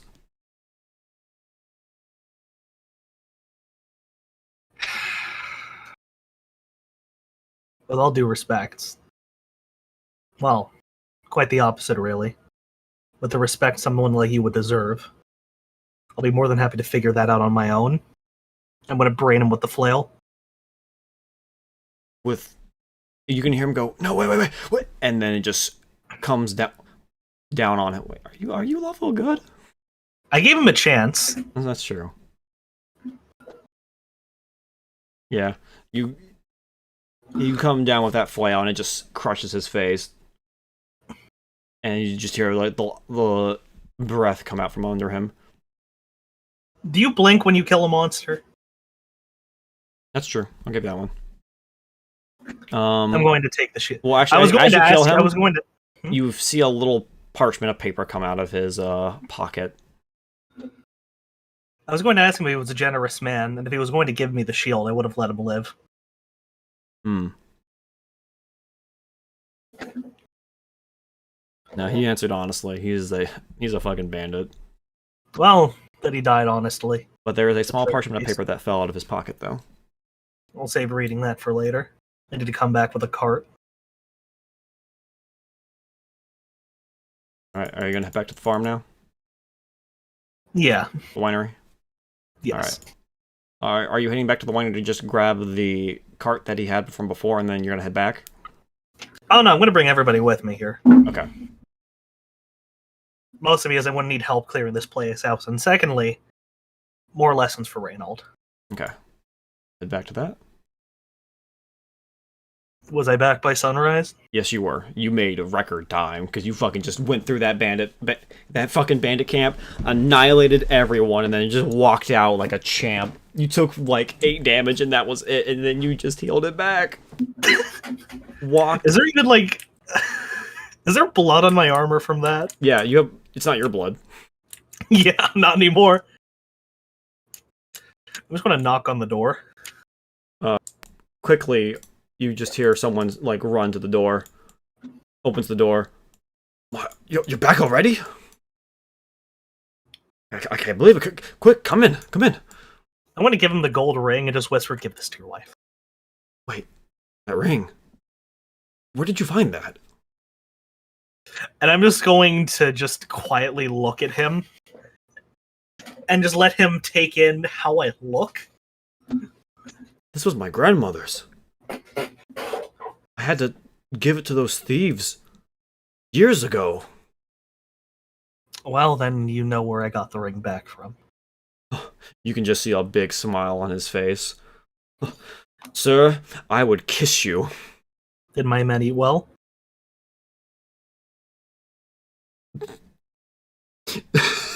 Hello? Yeah? Did my men eat well? Oh, yeah, yes. They've been chowing down on my wife's cooking. They are in love right now. Then tell them there's work to be done. We need to go back. Do you need help with anything? We can handle it ourselves. You should relax. Do you need I want to hand him the piece of paper. Do me a favor and figure out what this is about for me. I found it on one of the bandits. Okay. If you need anything like carts, any ox. Yes. I'll take a cart. I think if you need a cart, I have an ox. If you need to transport some heavier goods, or whatever you found, just feel free to use that. We should be fine. With that, he was gonna run off to go tell your boys what happened. I want to walk off and start hitching the cart. And eventually, so, what exactly did he say to my men here? He said that he basically said that you're gonna be gone for a minute, as I said earlier. Reynold looks sad. So he didn't tell them I went off on a warpath? No, he didn't say anything. He just said you had something that you needed to do. You'd be back before sunrise. Reynold was sad about it, but Wilfred, knowing you, he kind of just nodded and went, "Yep, I know what he's doing." So he's not even going to blink when he sees me covered in blood outside. Oh no, this is nothing new for you. Wilfred is used to this. Reynold, on the other hand, is going to be flabbergasted. All right. Yeah, so I'm going to start hitching. I'm going to just start hitching the horse. If I find a bucket of water, I'm just going to pour it on myself. Yeah, you can get most of the blood off. There's a little bit of here and there, but you got most of it washed off. Ugh. Hell, this is heavy. Eventually, the boys, Reynold and Wilfred, come out. They see you kind of just drenched, cleaning yourself. Wilfred the puddle around me is just reddish. Yeah, Wilfred looks at the puddle, looks at you. Again? Another warpath, huh? This isn't the first time we found a bunch of wannabe taxmen on this. Scum of the earth, a lot of them. I gave them the chance. They kept swinging. Surprisingly honest for once, though. I do have a gift for you, though, Wilfred. Oh? I want to give him my shield. What's this for? I found another. Plus, this one's in a lot better shape than this piece of junk. He slips it over his left arm, gives it like a good he poses, holds it up so you can see it in front of him. It is a shield made special for a member of House Claudius. As far as I'm concerned, call yourself a noble. He looks over to Reynold. Reynold gives him a slight smile because Reynold's also a noble. Huh. I'm no longer the odd man out now, I guess. All right, Reynold, you'll from now address me as my lord. And Reynold just looks to him. Right. Sorry.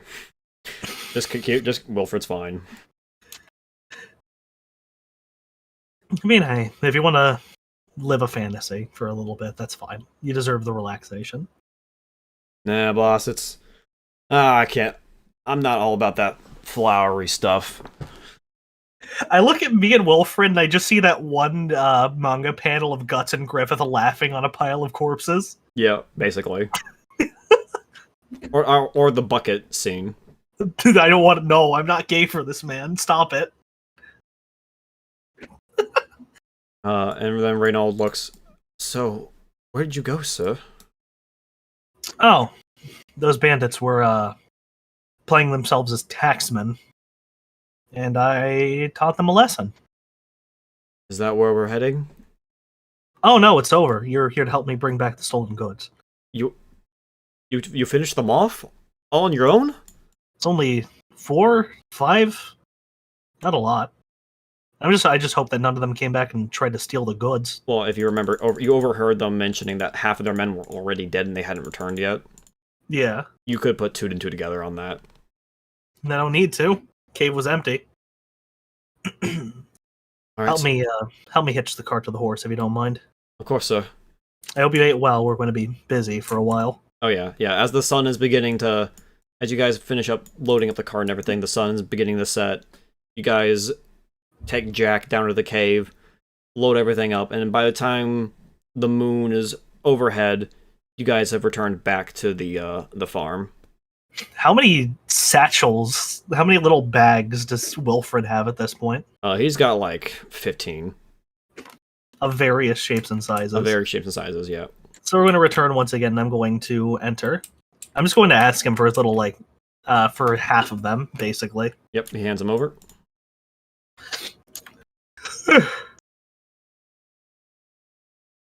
Hearing you come in, Rommel comes running to the front again.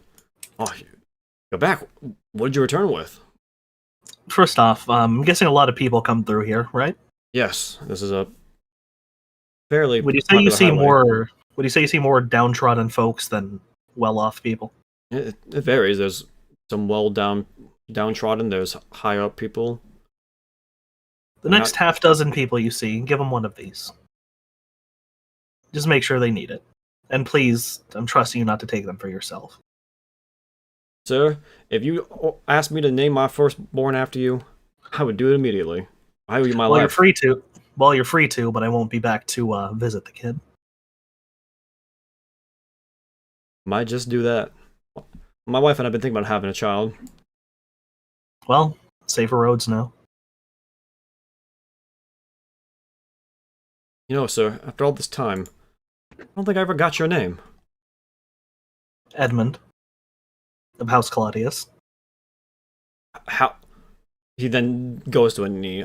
I'm sorry, my lord, I didn't know you were nobility. I didn't ask you to kneel before, I won't ask you to kneel now. He then, he opens his eyes. Sorry. And he stands up. Don't get too many nobles out here. A man in my position would have hired a bunch of mercenaries. Me, I feel like it was easier to just do it myself. Well, if you have a bunch of confiscated goods, I can send a letter to El Terrell, and they'll send some hell riders out to confiscate the goods and see them return to whoever they can find. Hopefully they go back to their rightful places. Speaking of stolen goods, though, that letter you handed me, it was a letter from the local noble. Apparently she had been paying off those bandits to steal goods to give to her, which she would then sell for her own. She's been profiteering off of these bandits for 6 years now. So it's worse than bandits, they're privateers. Exactly. If you want, I can point you in the direction of her estate. It's not too far from here. Please. And Well, you say this is enough to get local law enforcement involved as well. I can send word, and they can possibly meet you there. But I'm not sure. Right. It's going to take a minute. We're a good whiles out from the nearest town. But you've been pretty good. You're pretty good with your words, sir. Maybe you could just give her from talking to. Maybe she'll stop her business. I want to look to these two and look to them for advice. We haven't Reynold, really had to go for a corrupt noble ever. I'm a little unsure how to proceed. Yeah, it's different than. Yeah, Reynold, hearing that, he looks to you.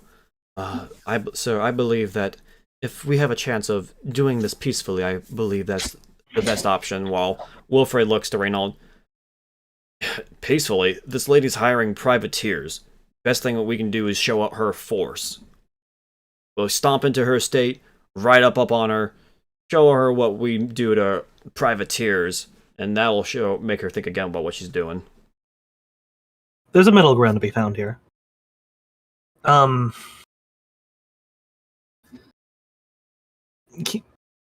not saying to go straight to force, but it's pretty obvious that if we try to have a conversation with her, we'll get knives in our backs. So, keep your backs covered.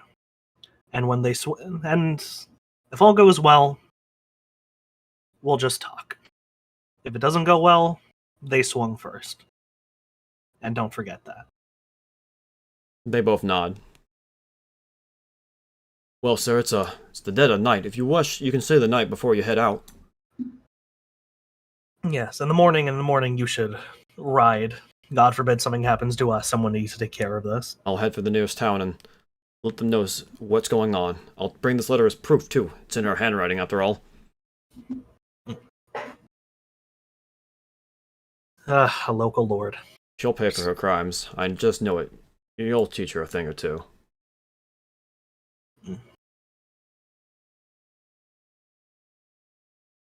With that, he's going to... Well, we have some supper left over if you care to join us. You probably haven't had anything to eat for a good minute. Absolutely not. Thank you. Sir, you need something to eat. Oh no, I mean absolutely not, as in I have not eaten. Thank you. Oh, okay. I thought you were saying, like, no, I don't want to eat. No.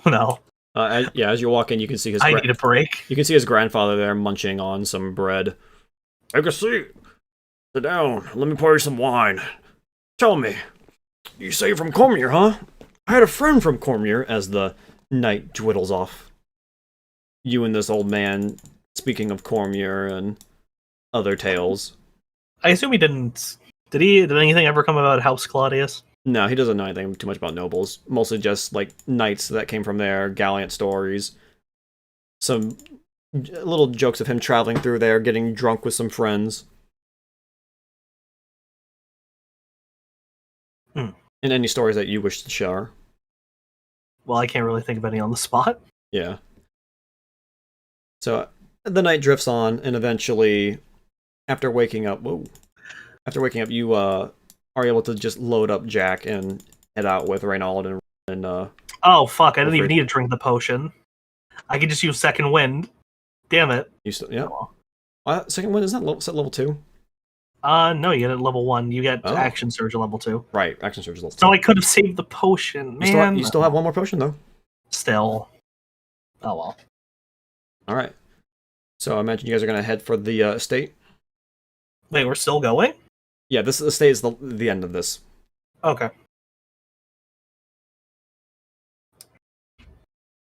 Right, so you guys ride up on the estate, and you find yourself at the gates.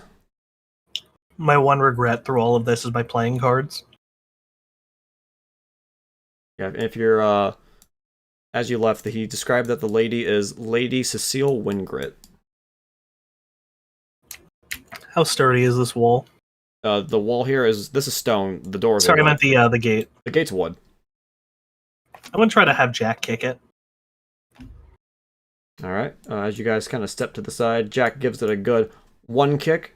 You can hear a lock rattle, but you got a good push there. Maybe the second one will give it through.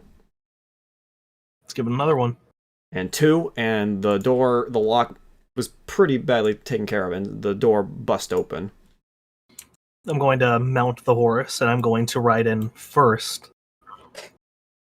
Oh, at this point, I've given Reynold a crossbow, by the way. Okay. Did we find any crossbow bolts there, by the way? I forgot to ask. Yeah, you did. There's a couple bolts you found. All of them go to him. Okay. Alright, there you go. Another horse under control. Thank you. And I'm going to trot in here on horseback shield and lance ready. What's it? Windgale, you said? Wingrit. And I'm going to loudly demand. Grit, excuse me. And I'm going to loudly demand an audience with Lady Wingrit.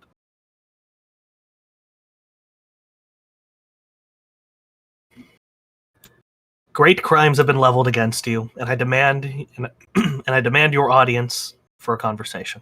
Yeah, you can see two guards at the other side of the by the front door. One of them looks up, and one of them goes to approach you. Sir, you are intruding on private property. Yes, I did, with good intention.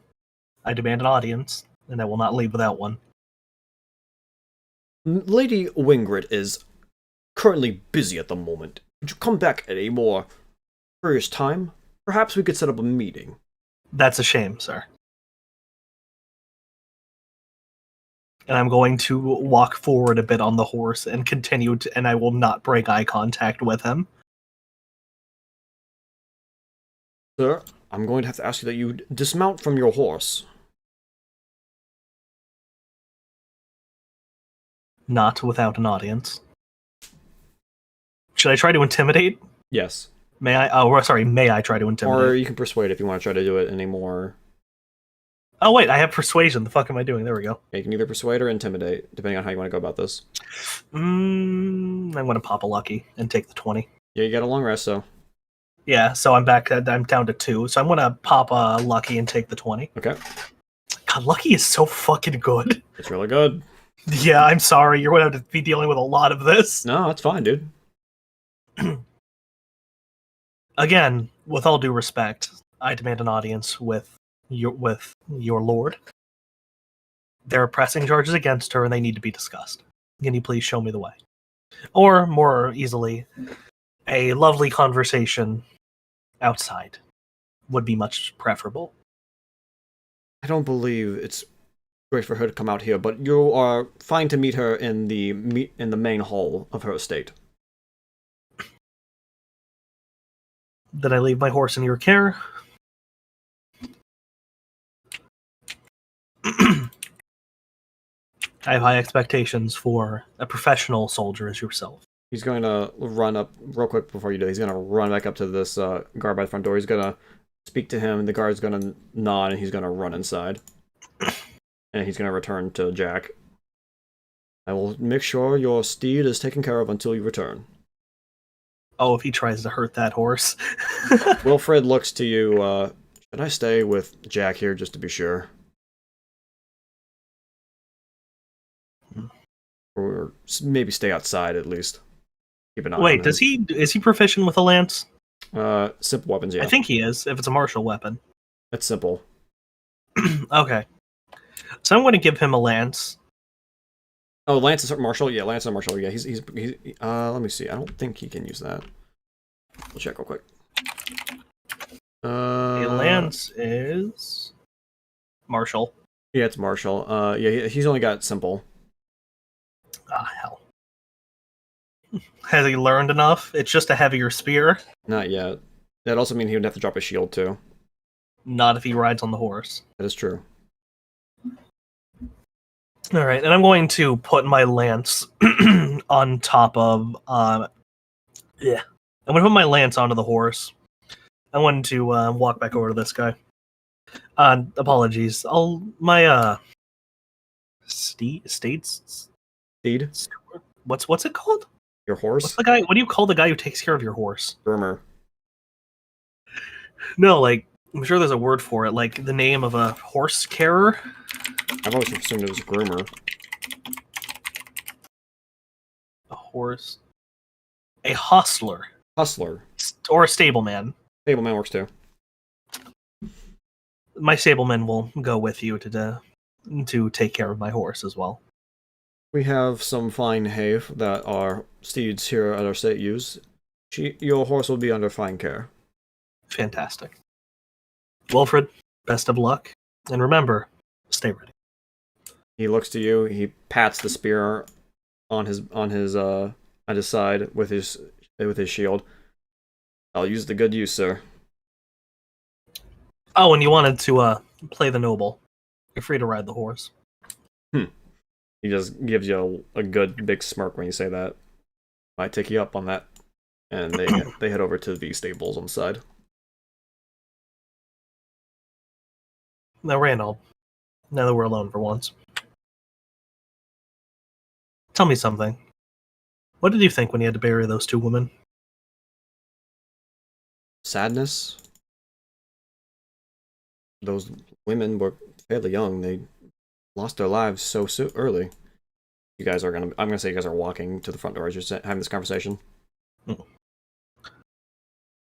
And what of your prayer? What did you say? I asked Lathander to hopefully bless them as they join him on Mount Celeste if they were of good nature. Fantastic. I want something you take away from this to be, not everyone is like us. Like Not us, everyone was sir? lucky like us. Born to nobility, fed well for their lives.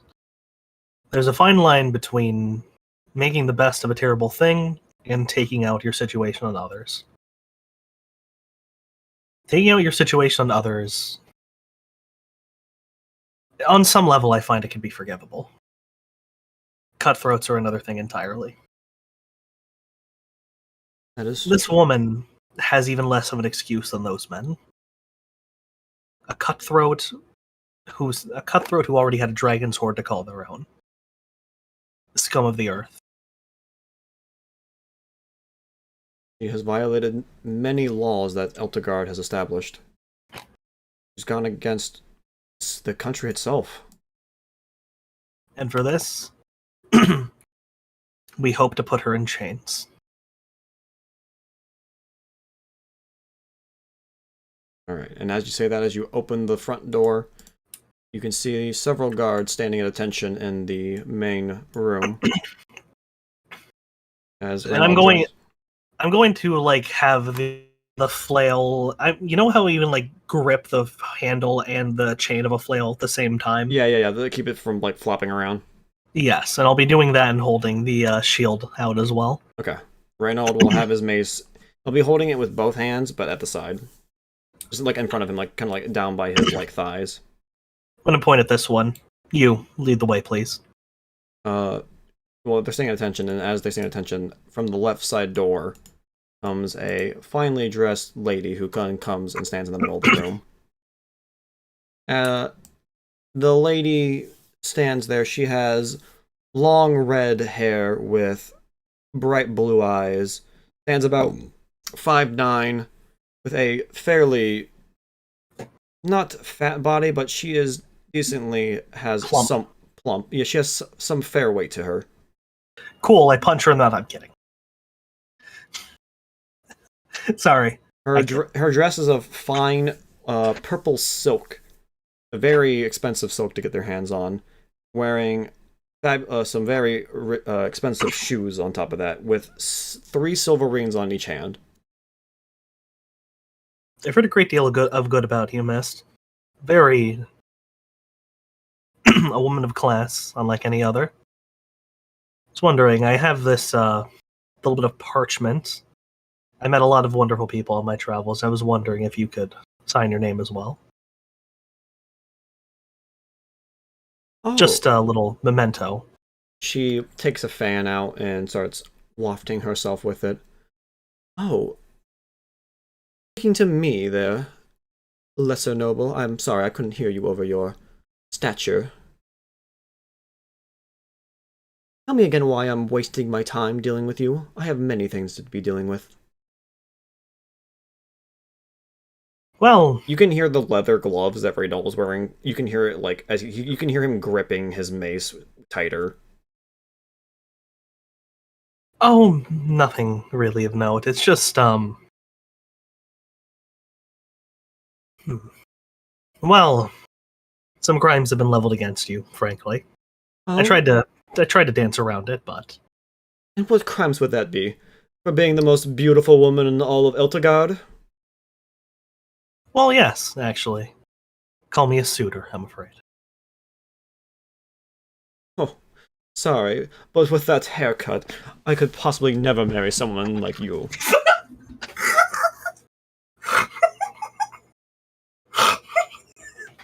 Sorry, I was just waiting for someone to call me haircut. I see. Well, comedy aside, frankly, it's a lot worse than that. I'm not sure if you picked. I was trying to fish for a signature so I could compare them. Yeah. Didn't work, but whatever. No, she's playing the same game you're going for. Jacking off her ego can only get me so far. Mm-hmm. Well, with all due respect, you've been accused of privateering. I found. When you say privateering, two of the guards over here don't react. The two guards over here look to each other for a second and pause before going back to attention. Yes, you've been accused of privateering. There was a document with your handwriting found on a dead highwayman. I apologize when leaving any stains on your carpet. Their blood is still soaked into my armor. For several years, they've been causing trouble in these lands, and I am here to bring the ringleader to justice. Yeah, the two guards over here, they really, turn to look at you listening. The other two over here don't care. They are not listening to you. They're still standing at attention. But these two guards, you can definitely tell that they're taken back by this news. One of them suddenly speaks up. So, do you have proof of this? I have papers, as I said. Paper in her handwriting of one of the dead men. The dead men that stains my armor. She just starts fanning herself. Oh, he must have forged that. There's no way that could be my handwriting. The guard over here looks to you. Sir, do you mind if I see that? I sent it ahead. I sent it ahead with a friend of mine to go notify the Hell Rider. So should we fail, this woman will still end up in chains. He then looks to her. My lady, these are serious charges. You should go to the nearest town and head to the court. You shouldn't be fighting against this. Take this to court. And at the very least, you should make your case. She then looks to him. I have no case to make. I'm innocent. You're just going to listen to this bratty little haircut man over here? My lady, you can't just ignore our court system like this. You need to go in and present yourself. I will not. I am above such intolerable things. And the guard's just taken back by this. He's like, what? Excuse me? With all due respect, miss, no one is above the law except the gods above. While you may consider yourself a gift to this earth, you are still mortal, just like any of us. Now, I suggest you curb your attitude, hop a horse, and we will meet at the nearest town. Can I roll intimidation on that? Go ahead.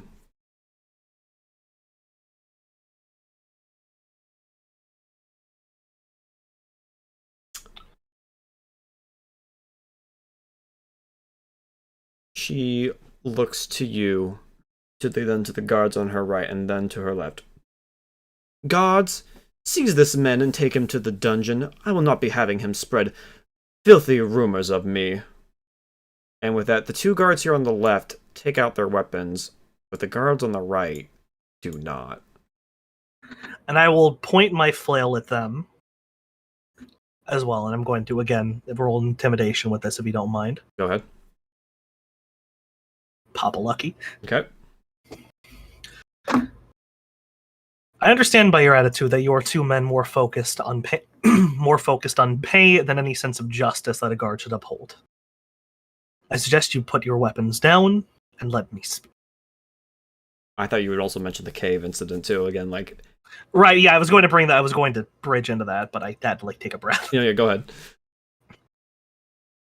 I did mention that I had to clear out a cave of bandits to get here, and my armor is still fresh with their blood. It would be a shame. It would be a shame to add hardworking men to that of highwaymen, wouldn't it? These men look to the men across the room. The men on the right just shake their heads, no. And the guards over here just drop their weapons. Cecile Wingrid here looks to both of her guards. What are you doing? Arrest them! And I will point my held flail back at her. Come with me to the nearest town. I will not. And as she starts to just goes on, the guard that spoke to that was concerned about this whole thing walks up behind her and grabs her by her arms and puts them behind her back. I'm sorry, my lady, but I'm going to have to be taking you in now. Unhand me, you filthy rat! And with that, he looks to you and he looks to his men and he just clonks her on the back of the head. And she falls unconscious. He then looks to you, as he picks her up bridal style and walks over to you, I apologize to the four of you for taking away your place of work, but there's always better to do than serving the scum of the earth. Well, if what her crimes are true is, her estates will be taken away and given to her successor, which means we should still hopefully have a job under her son. And I hope he's a better man than his mother. Well, he's only 7 years old, so we'll need to find a regent for him. Then may he be raised well. I apologize that you had to witness that. I thought my lady was more refined than that, someone who upheld our law. I feel dirty to be considered an Elterguard and serve under her. It's part of why I take so much... What's the word? It's why I've always disliked when people talk upon me like a noble. This is the association that always comes to mind. People who think they're above anything, above the gods, above mayors, above lords, everything. It disgusts me, frankly. And, well, I don't want to share a title with people who belong in chains. After hearing that, he just nods. I agree, sir. I hope that our next lord is as lawful as you are. And after he picks her up and helps you carry her outside, and after about a couple hours of waiting, Rommel shows up with the Hell Riders, who take Lady Cecile Wingrid off your hands and put her into a carriage while they then ride off with her with the guard. I wanted to look to Reynold here. You see that? This is what must be done. A lesson has been taught, much like the lessons I teach you. And through education and through legacy, we can change the world in the long run, far beyond anything our meager lives can do, before we meet our gods. I'll take that to heart, sir. Do your damn best. Your actions today have really shown me that you can be both forceful and also offering a hand at times. There are different methods to approach when dealing with a problem. There is no black and white, but if all goes well, there's hopefully still justice in the end. And with that, Wilfred walks over with Jack, and the guard that was with them departs and looks to you guys. Well, seems like we had a busy couple days, huh? Yeah, let's spend some time at Rommel's, eat well, pack up some food, restock. I'm sure a trader will come by. I'm pretty sure Rommel would give you his leg if he could. I'm surprised he's not throwing his wife at me.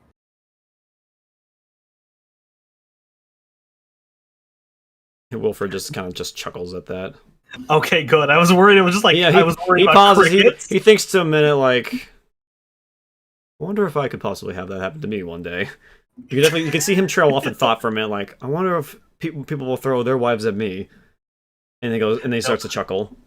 No prima nocta for you, Lord Wilfred. And after a couple of days of rest, you guys wave off to Rommel, giving any goods that you wanted to give to him. And in turn, being gifted enough food to carry us for a food and while. wine to carry you guys the rest of the way, and he also, Rama also declares that he will name his next bottle of wine after you as well, after your gang. He's like, do you have a name that you want me to give this new bottle of wine? We're just a bunch of wanderers with good intent. Do with that what you will. Good intentions. Perfect name. You don't mind if we sell these bottles of wine, do you? We need a stipend. If you feel free to use them where you need them. Thank you. And with that, he waves you off as you guys head on down the road. And eventually, after about a week, 2 weeks and a half of travel, you eventually come across Daggerford and make your way to the tavern you were sent to head to. And as you open the door, you're greeted by some very distinguishing figures. And that is where we will end this session. Sick. That was awesome. That was a lot of fun, dude. Appreciate that. Thank you. This goes to show that one-on-one D&D can work. I'm really bad at being lawful good. No, this is what this session was for, Ed. It's to kind of get that gear rolling, because you haven't played this before. I'm playing this less like a good boy, and I'm playing more like Valerie. Hey, that's fine, man. Like, get that ball going, kind of, get it, understand what you're playing with, try to figure out what you want to do. That's what this session was to do. Let me just change that to a lawful neutral. Yeah, you see how you want to play him. You definitely got to experience his combat style, so now you know how you want to play him in combat. You're still ignore damage and kill people. Mm-hmm. And you also now are getting a sense of how you're gonna want to roleplay him. So now you got a good foot in. Also, you're level 2 now. Hey, action surge. Yeah, you did a lot of great shit this session. Holy cow, dude! Wow, I think I unintentionally... I did not expect you to do that cave on your own. I had that balanced for the whole team. You just fucking kicked ass. You know, I actually, I realized the personality trait I picked, from the list actually suits how I played him perfectly. If you do me an injury, I will crush you, ruin your name, and salt your fields. Yeah. That's kind of what I did to those rogues. What's up, Ryan? Yo, I literally, had to jump in the Roll20 just to write Edmund Scary. After you fucking impaled that, bandit on your on your lance, it just lifted him in the air. I just hoisted him up like I did a fucking drill break. I was like, damn, Edmund's scary. So yeah. That was fucking great. That is but one of our many adventurers. Next time, we'll have to see a different angle of someone traveling to Daggerford. But man, I tell you what though, I formed a theory from that session that I'm only going to share with Mist. Oh me, oh my. So yeah, Ed, I really hope you had a good time this session. I very much did. If guys, look forward to sessions 1B, C, D, and E. I think it's 5 people. Oh shit, we're still streaming.